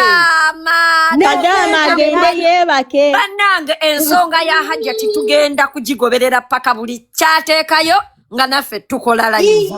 Senga yongera ogambe Kadama nti wano kasita bazuula paternity nti si ya musajja ne ze yasasula mu child support bazikusesemya. Yes.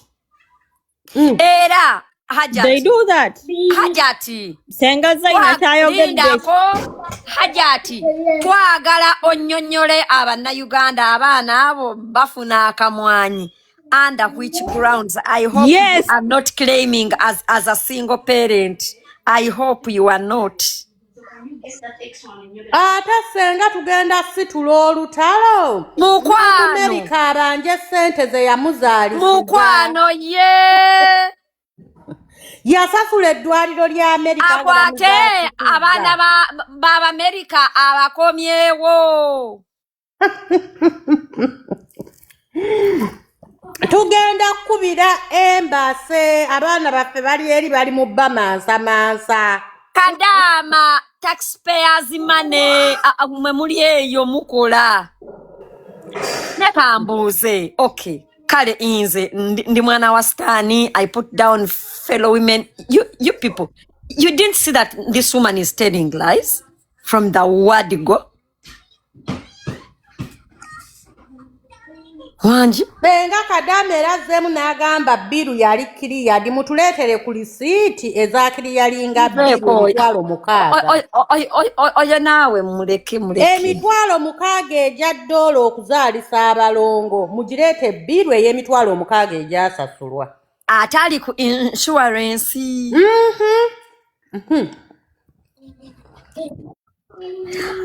Yazaalira ku ssente zaffe emergency. Senga Zaina. Nga emitwalo 6 nga nawe kenyi tozalira na ku mitwalo 6 ng'ozadde no delivery. Ng'ate ozadde mwana omu. Ng'ozadde normal delivery wano mu America. Abaana baffe tukomezeewo ffe nga ba taxpayers abaana baffe tubakolerenga birthday party. Senga omukazi bw'anaasuuwinga eddwaliro tujja muddiramuko naye nga tekivaawo nti abaana si ba Hajji naye bwe tunaalaba ng'ataddemu amaanyi. Kati nze kambuuze Hajji alina musango ki? Tewali. Senga jju ne Senga Zaina jju. Era Hajji, I'm here to tell you that brotherhood is proud of you. Yes. Hajji, basajja banno, they are very proud of you. Thank you for not raising abaana botaategeera gye baava. Yes. We are proud of you. Senga naffe abakazi abakulukulu abategeera tuli kakati ka mbuuze bannange gwe ssebo okuze omukazi abaana b'omukazi eyavuddeyo mu mawulire nakwogerako nakusuwinga nadimandinga ebintu okuze abaana omukazi beyeefunira ye nga ye bootazaala. Ate Senga bulijjo abo abasajja bagenda ne bajja n'abaana ku nnyimbe ne babakuza. Oyo omukazi atubuulire lwaki omusajja yamwetamu okutuuka ku ekyo. Bannange omusajja yakugulira emmotoka nga yakakulaba mwezi gumu kiki ekyanyiiza omusajja. Mu myaka 2 n'aba ng'akukyayo tuuka ku kino tekisoboka. Zai mu mwaka gumu. Senga tekisoboka either kavudu. Jukira olubuto agamba olubuto yalufuna mu September ye bwagamba owulira. But ata tugambye yava mu dwaliro. Did she say anyway mbuba mukola embaga mu December embaga ye yali mu December. By the way leka tubale embaga ya Hajat yali December 1st to 2022. Omusajja yamusinkana in June. Abaana yabafuna end of I think October no awao owulira ne bamukuba embaga. Bannange okwawukana abaana nga abaana nga ndoza nga bawezezzo omwaka oba nga bagenda oba nga bagenda na kuweza mwaka. All that took place in 1 year. Senga obufumbo yabumalamu emyezi 13. Nga mwazaalidde n'abaana. Iye. Senga batubuulire ekyahappeninga ku baana bali abe yasooka obba mujjako byali bitere abaana. I don't want to say much. Omusajja yamuzaalamu abaana. Musajja walinnya alina ku ssente. He has a lot to lose and they had a nasty bloody breakup. A nasty bloody breakup. Kati obusungu ayagala kubumalira ku Hajji Hamza. Oh my waliwo Senga Hajji Hamza bamuleke. ekituufu Hajji si mulambulukufu. Hajati ye mulambulukufu. Lwaki bino ebigambo byonna ebirala yenze eyabigambye abannayuganda nga Hajati Kadaama asiriikiridde.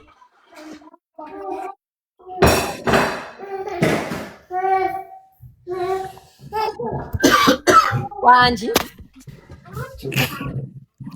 Galo child yenze agamba twagala muyamba naye tumuyambe tutya.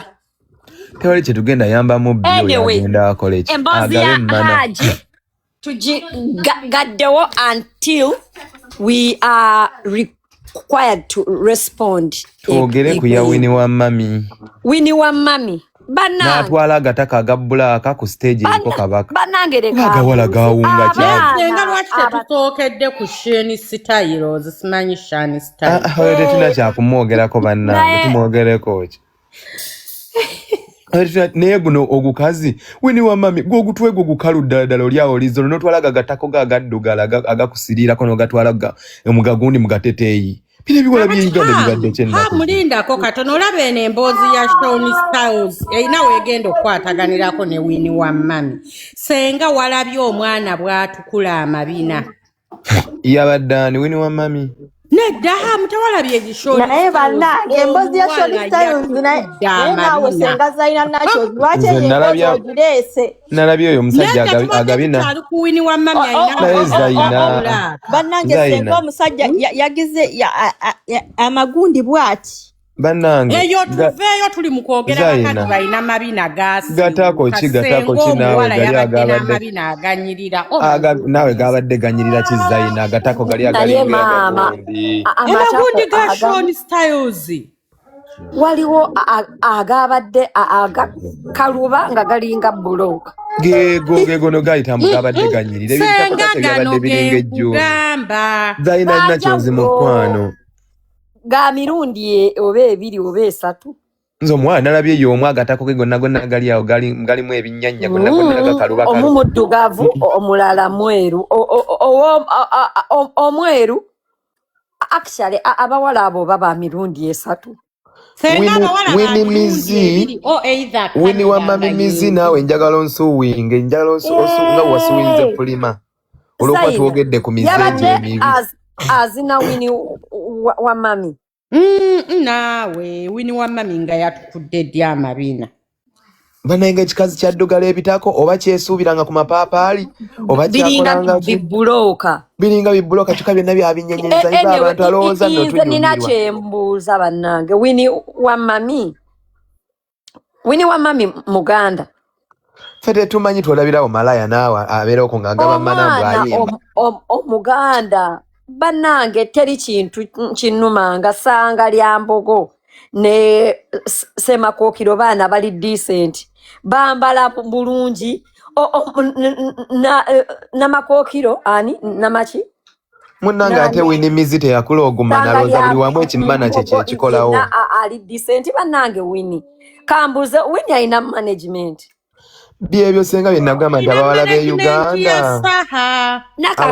Uganda balowooza nti emmana yeekola buli wamu. Omwana Omuganda eyazaalibwa mu Buganda nga ye gwe Nakafeero bannakafeero baba beddira ki nkima kiki mazima kikutwala Bulange Mmengo ne weeyambulira Kabaka n'okola bw'otyo. Gegagawala okulowooza nti emmana zaabwe zitunda buli wamu. Bannange ebimana byammwe twabikowa kyevala abasajja tebakyabazina mwadiba kati ng'ekyo kiwini kya mami ani akuuta era King Saha eyabulwa abantu basobola ozina abalimu amagezi kyonna nekyasamira bwe kibeera nekinyenya agatako nekitunyeza nga agatako agaddugala Bambi Wini wa mami tukoya agatako go Bambi that was not nice Winnie. That is the kingdom of Buganda. Gawala geetaaga kuba kuyigiriza ne bakikubira ku stage. Even if it was not the kingdom of Buganda bannange. Okitegeera. Weeyambulira otyo omusajja fit to be your grandfather n'omukunamira wootyo. Senga vane kubyeyambulira abasajja buli jjajja ku stage n'anyenyaga gatako nga gali bweru tewagalaba ku stage awo. Ani goleteraga gataba ganyoga ga black. Pana ngebera mwamagezi. Pana abalawe Uganda stop you opening your legs oba yo gamana open your brain. Kache kirowooza buli kinalaga nga yegifera olwokuba nga King Sir wana ebitako bya kirowooza buli omwe abinyumirwa. No we don't. Abantu asinga tubya discuss that dinga tukulabyeko ku stage nga wekola alingani Skalo Sky yagenze na kabiri. Skalo Sky tugieko n'ebintu eby'ekisiru. Boba tosobola kuyimba totwasamira. Daye Germany owundugireyo owunyamatako mu muzira gwe wa mweto tukoya. Wajja Kampala kuyimba tandisa weka bisa ku stage oleta bi sympathy. Simanyi nafe mtu wagire kwa manyoko. Tunakuwagira kinga tolina music mulungi. Na olinga ekyo kigundi kya Sampino. Simanyi Sampino. Tumbavu.